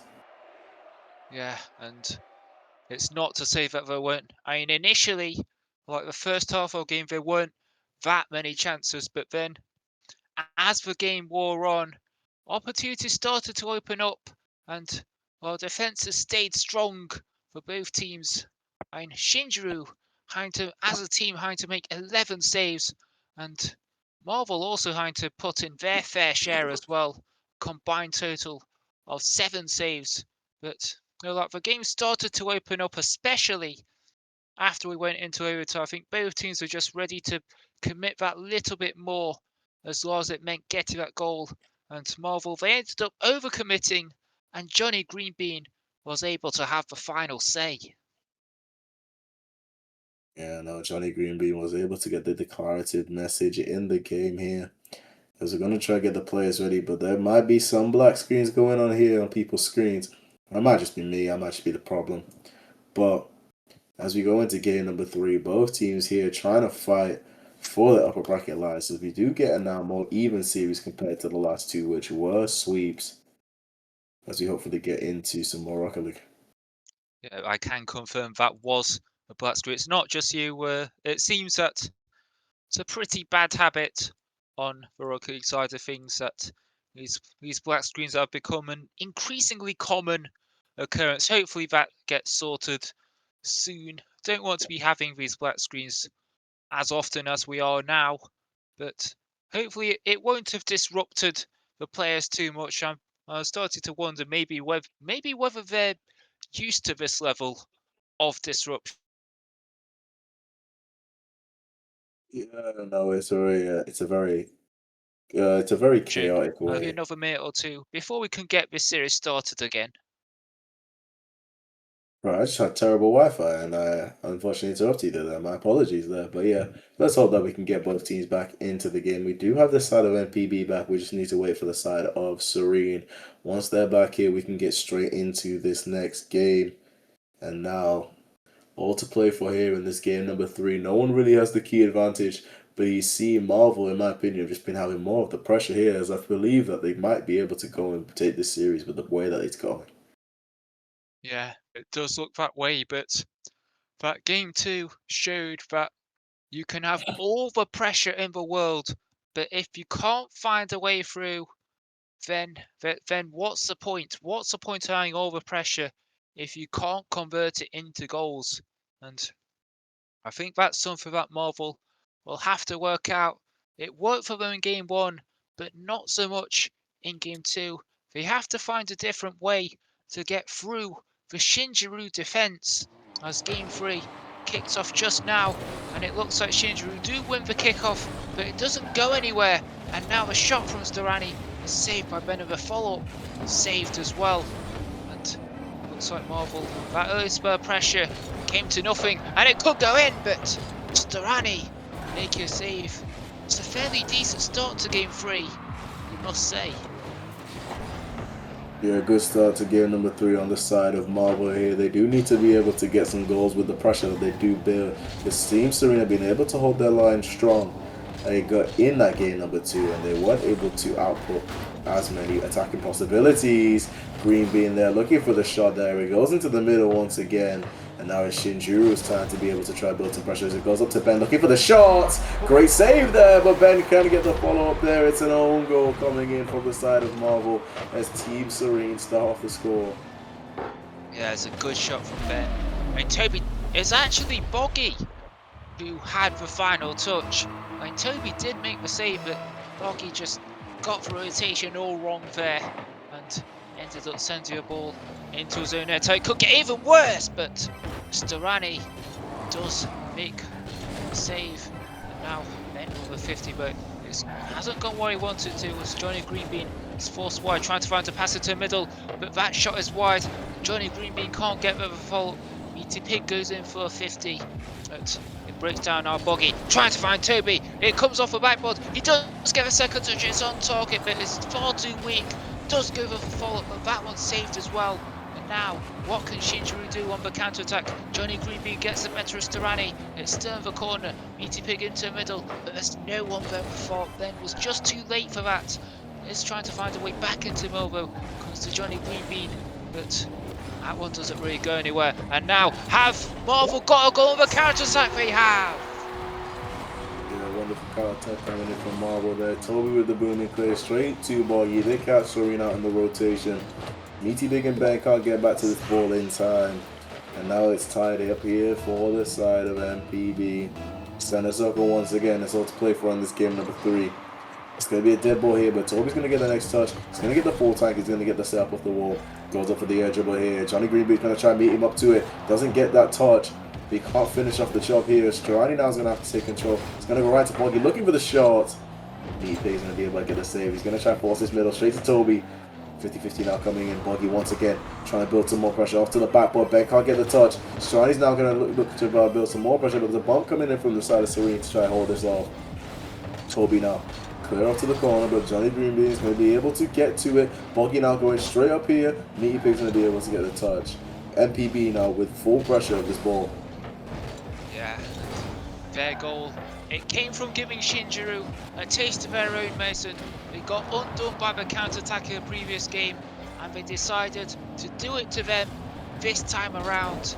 And I think we saw just what the complexion of game 1 was. Marvel having over pressure, Shinjuru just being second best to most of the loose balls. And now we're looking to flip the script back into their favour, as it's a bit of an awkward double commit there, but it does work for the time being. It's now Toby, not the greatest clear, but helped on by Boggy. Johnny Greenbean is forced back, does get the touch beyond 1, but now it is cleared by Boggy. And now there's a demo by Storani. Meaty Pig does get there though, and Shinjuru now forcing Marvel back into their own half. Ben doesn't get there, and Johnny Greenbean into a corner. Had to try and follow up, but he knows that Storani will get there first. 2 players committing for that. Not really sure what the logic behind that one was, but they do still have the ball. Now Ben trying to wait for a chance to play into the middle. Joe Greenbean contests, but it's always going to be difficult to get the shot off from there, as Marvel now having to do a fair bit of defending. Shinjuru still looking to keep them pinned in their own half. Ben, not the greatest touch, does find its way to Meaty Pig. It's dropped down, but he can't get the follow-up. And now it's another double commit, so it means that it's just going to be players out of position, as Toby does get the initial clear, but only as far as Meaty Pig comes back to Joey Greenbean. Meaty Pig in a corner just misreads it, and Marvel still can't find a way out, but Ben can't find the second touch. Can it find its way to Johnny Greenbean? But the shot is wide, and still we are no closer to seeing which team takes the lead in game 3. Yeah, no real distance here as this game keeps on brewing here. Ben now trying to look for something, gets into the middle. Surroundings now is going to be able to get the clear. Boggy now trying to get some control in the beats past Ben. Toby now trying to force something. Looking next wide open here, coming for the side of MPB. Sterani tries seizing that chance, but it's too late here. Ben's going to be able to get a clear. Sterani now with the demo in the midfield. And now as Johnny Greenbean is going to be able to get that clear just for now. Time's ticking down here for both teams here as we're looking to see overtime here. Late now in this game, MPB with the ball here. Johnny Greenbean is going to be able to take it off to the corner here. Boggy now is going to get this double tap here. And is going to send the ball to the floor, and we've got overtime in game 3. Yeah, and I noticed in that spur pressure that Shinju had, there were a couple of needless double commits on their part, and I feel like that kind of killed the chance for them to score from it, because it meant that that second player was just not in the right place or follow-up, and Ben was in the right place or follow-up, but Toby was in the right place to make an incredible save, and now Boggy gets a shot on, but Meaty Pig able to make the save, and now being long ball downfield, picked up by Toby, gets his second touch in the air, looking for a drop down, but Meaty Pig was first to it, and now Boggy to a backboard. Greenbean doesn't get there, and it falls to Sterani, who wins it for Marvel in game 3. Game number 3 going to the side of MPB here. Johnny Greenbean can't get that read off the backboard. Sterani has a wide open net, and they see off the shots this time to take game number 3 and the lead in this series.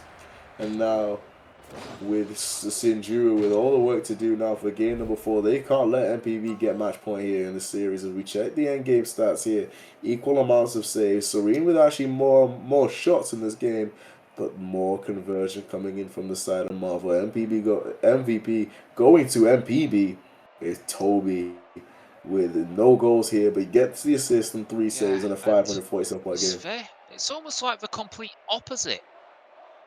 Yeah, I mean, this feels like almost the opposite of game 2. Well, game 2 we saw Marvel have so much pressure. It was Shinjiro who were able to win it, but this one felt like the opposite. I mean, especially towards the end, Shinjiro racked up an awful lot of pressure. They just couldn't get the ball to go in, but Marvel, they just needed one chance, and safe to say they took it. I mean, it is harsh, but it did come from Johnny Greenbean not being able to read the backboard, or just maybe not, or maybe just misflipped. But I mean, when the ball presented itself to Sterani, he got his shot right, and that was all that mattered as Marvel go 2-1 up in the series heading into game 4. Yep, game number 4 here. Both teams have a lot of work to do, as Marvel now looking to get a lead in this series here as we head into the game. Both teams ready to play some Rocket League here. Once again, Shinjiro in the pink, MPB in the lime green. Sterani now gets into the backboard here, and Boggy now has the challenge to try and build some more pressure, but Johnny Greenbean is going to be able to get the clear. Toby now with one simple touch here slows down the play just a little bit, and it leaves enough time here to get their players back and be able to get this clear here, as Ben now is going to try to look for some goal, building more pressure. Meaty Pig now to the ceiling here, looking for the attempt here, gets the drop down pass, but Sterani's going to be the first one there. Serene here with early pressure. Yeah, and now Toby, that's just too high. And the fog got saved as well, and now Meaty Pig, it is towards the backboard. It looks like Sterani, not the greatest touch, but does get a foot, and now Meaty Pig's shot is saved. And that was a bit of a scary moment for Marvel, but they do survive it. Although Ben, if he could just wrap his car around, but he can't. But now, Greenbean looking for a 50 off the corner, trying to find a way into middle, but has to stay on it because his teammates aren't there to support him. Now Ben, the pass to Meaty Pig, but there's a challenge from Sterani, picks up the boost. That is going to hurt Shinjiro, not having access to their own corner boost, but they are trying to find a way out, but not for long. It's now Boggy in the corner. It's not the greatest challenge, but it does find its way to Sterani, but his touch is loose. And now Toby looking to drop it down. Boggy gets there, but so does Ben. And it feels like neither side are really able to create anything in this game for him. We saw a little bit of pressure, but I mean, that's as good as it's got for either team so far. Yeah, no, we see here, it's clashing play styles here coming in from both sides. They're really able to counter one another, so not as many goals are able to be scored here. Johnny Greenbee's going to try to carry this in the middle. Goes into the middle. Once again off the pinch. No one's there for the shot though, as no one expected that to be there. Meaty Pig now is going to try to build some pressure. Gets down into the middle. Ben now looking for the shot. Both players missed here as Toby now is going to try to get some control. Now gets it to the wall once again, but Boggy's going to clear it once again. Meaty Pig now off to the backboard here. Ben looking for the shot. It's not going to go through. He misses once again here. Nerves are coming in through in this game number 4. Serene really need to win this game. MPB trying to see off the series once now. Looking for that 3-1 lead. Bugging out with a booming clear. Off to the other side as it pops up in the corner. And now it's just equal from both sides.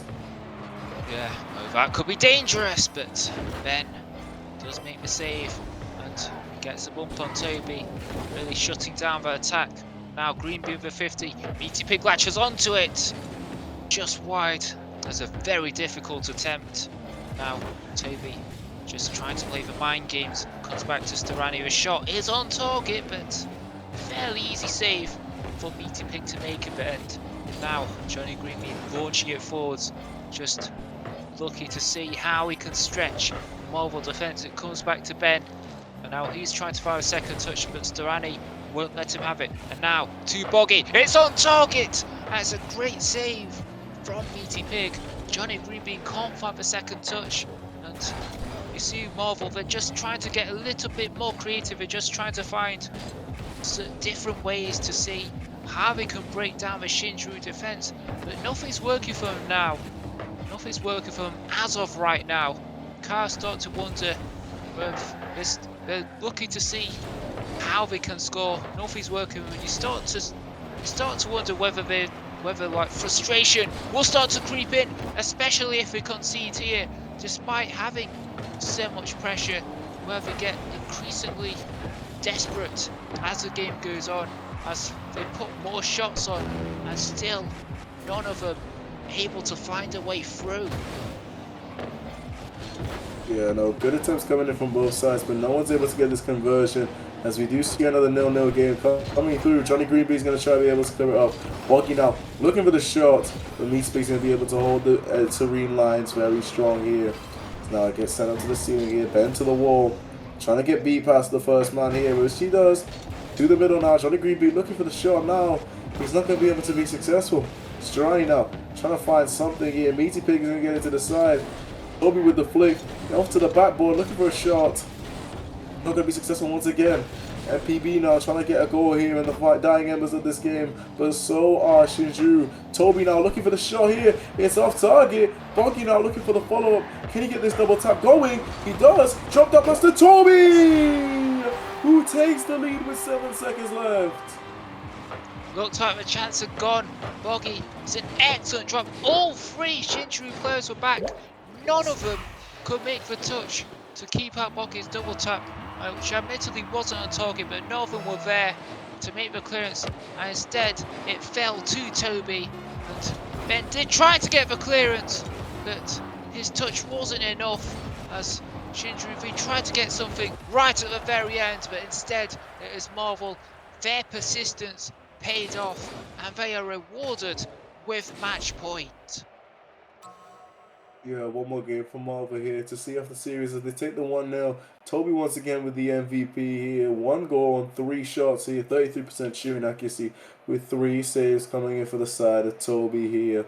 Brilliant game to see his team march through the series as they take the 3-1 lead. MPP with all the pressure in the world here, as there was 9 shots on the side of MPP compared to Serene's 3.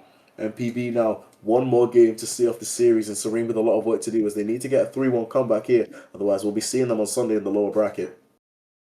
Yeah, and with it being only, with them only getting 3 shots on target, we see that Marvel, they didn't really have to do much defensively because of how little pressure Shinjuku were able to create, and you see it's such a stark contrast to how many shots Marvel were able to put on. I mean, yeah, Shinjuku, they got away with it in game 2, and they were actually able to make the most of it in game 2, but there's a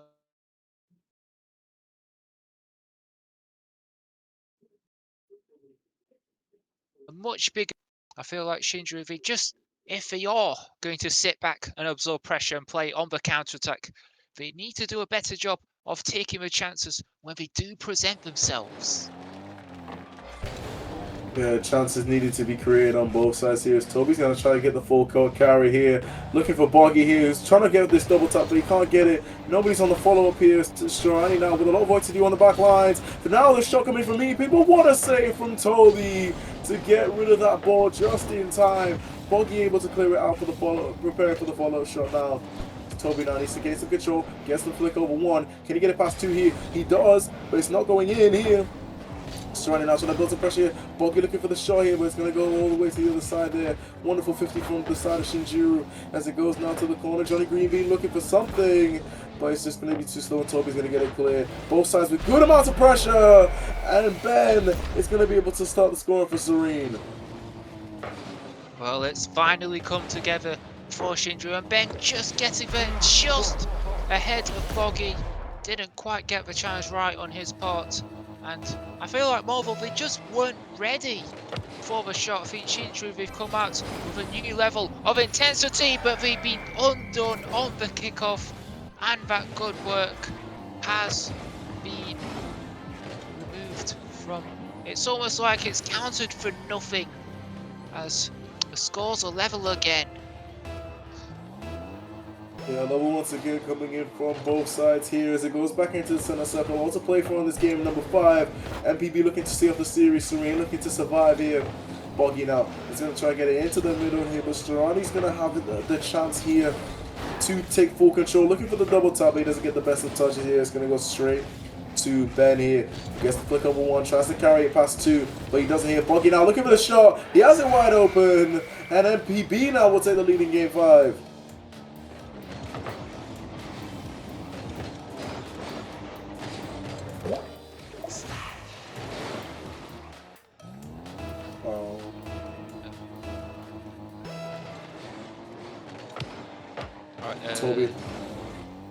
Toby now with control now into the middle here as Meatpig now is going to be able to clear it off here. Boggy now trying to get it into the middle here. Strani now with control once again. MPB cruising with control here in this game number 5 as they're trying to see off the series straight away. Yeah, they are, and I do apologise. It does seem like the internet has been causing me problems, and it looks like all the pressure from Marvel has been causing Shinjiro problems. As yes, he did take the lead, but now they find themselves behind. As looks like there was a chance there, but instead the clearance was found from Marvel.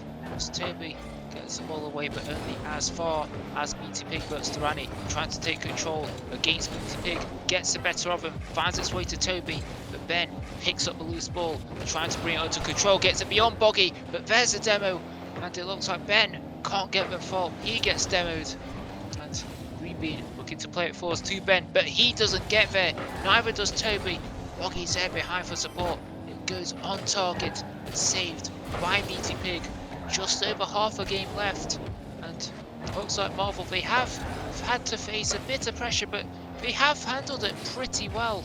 As Shinjiro, yes, it was pressure, but it didn't really look like they were particularly close to breaking down with Marvel defense. As Joey Greenbean, it does find a way to the back, but Boggy doesn't get there, but Ben is just a little bit too slow to the front, but it somehow creeped in, and out of nothing, Shinjiro have a leveler.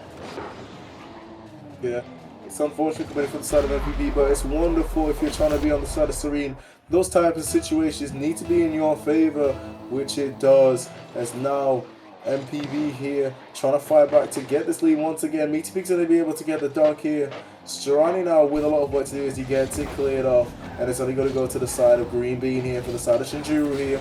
Toby now with control of this ball, but he doesn't have that much boost. Looking for the bump on Ben, but now Ben has a free ball. Low tank here, looking for the reset. Can't get it going through here now. Strani gonna get that first touch. Can he get the double? No, he can't. But someone's gonna be there looking for the shot. Meatpig's gonna be able to get it controlled and cleared. Boggy now with control. Johnny Greenbean here with now cruise control of this ball. Strani now with control once again, looking for that 50, which he does. Trying to get it through the corner, trying to get into the middle, which he can't though. as now both teams here trying to fight for their tournament chances here. MPB looking to see off the series here as they've got all the pressure. Yeah, they do. Race to Sturani. I'm not really sure if he was expecting the ball to come to him that easily. Does find a great pass to Boggy, but the shot was wide. But he's still looking to put shots on as Sturani. He gets dug by Johnny Greenbean, but the ball gets away from him. He can't get back to it. Now Boggy trying to bring it out. Gets it beyond one, but now Sturani into the wall, trying to find Toby, but Johnny Greenbean's there for a challenge. Durrani completely missed it. Could open up for Ben, but his touch goes straight to Boggy. Gets under control, but only finds Meaty Pig. Johnny Greenbean, his shot gets blocked, and now it's Durrani putting his shot on. Saved by Ben. Now it's off a backboard to Meaty Pig. Got there just in time, but he gets demoed. Toby looking to play for back pass. Instead it finds its way to Ben. Is there far forward backboard? Johnny Greenbean to the backboard again. But still, no one there on the follow-up. And I think that's what Shinju have been lacking. It's all well and good putting balls into a riddle, but you need a player to be there on the follow. Johnny Greenbean hooks it off the line, and Meaty Pig, he can't quite get there. And Toby might have just had the final say in this series with that goal. Yeah, Toby might have just called off the series here. Wonderful shot coming in from him off the follow-up here. MPB now take the lead. Shinju have all the work to do as it gets back into the center circle, and it's not going to be any better as Toby's going to be able to kill off some time with that wonderful kickoff. Meaty Pig looking for control. No 50s coming in for the side of MPB as it goes to the other side once again. MPB being able to hold strong like they've done this whole series. 0 seconds still from Shinjuki here looking for the redirect, but Sturani's going to be there. Final shot attempt there is unsuccessful as MPB's Marble's going to take the series in 5 games. Yeah, and I have to say, Marvel, they did look in control for the majority of the series, and you have to say the game scores and the series scores have been a fair reflection, and we don't get to say that 100% of the time, but I think as a whole, Marvel were in control of the series, and yeah, they did concede a couple of times on the counter-attack, but they had majority of the pressure, and ultimately they got their reward. They didn't have to make that many saves because Shinju weren't able to create that much pressure, but all that matters is that Marvel are through to the upper bracket and Shinju are forced into the lower bracket, and it will be quite an uphill battle for them on Sunday. Couple battles indeed here, so we do see our team stats here, and now we go to see our MVP of this series. I think I know who it is. He had a brilliant series for this whole time for the side of MPB. As we see now, our MVP is going to go to Toby as predicted here. 4 goals and 3 saves, 12 saves and 3 assists here, and a wonderful series coming from him. 2,300 points and 8 shots, 50% shot conversion as well. It's brilliant stats here coming from our MVP. Yes, certainly. One of the higher points tallies we've seen in a series, and 12 saves. It's not very often we see a player having double figure saves in a single series. That goes to show just what Toby is capable of. He is highly regarded as one of the better players of the tier, and he did show it tonight. But I believe in terms of like the actual series, that is all the action for tonight. But we will see what that means. It means that Shinju will be playing Flame in the lower bracket in the playoffs, and Marvel will advance in the upper bracket, where they will be playing Identity, the team who topped the Glaciers Conference with 28 wins and only 12 game losses, the most in the entire tier. So it's going to be very interesting to see how they get on in that. Before we go, we do have the sponsors to go through. We do have Badass, we have SpartanWare, we have trophi.ai. And if you think of buying anything in the Epic Store, be sure to use code rsc-eu. But unless you have anything else to say, that will be all for tonight. Yeah, no, thank you guys for watching here. We had some great series here. Unfortunately, very quick though, we didn't get to see as much action as possible. But it really kicks off these rival play-ins here, or to play for in this tier here, as we will see you guys tomorrow for more of the rival play-in action. Thank you guys so much for watching.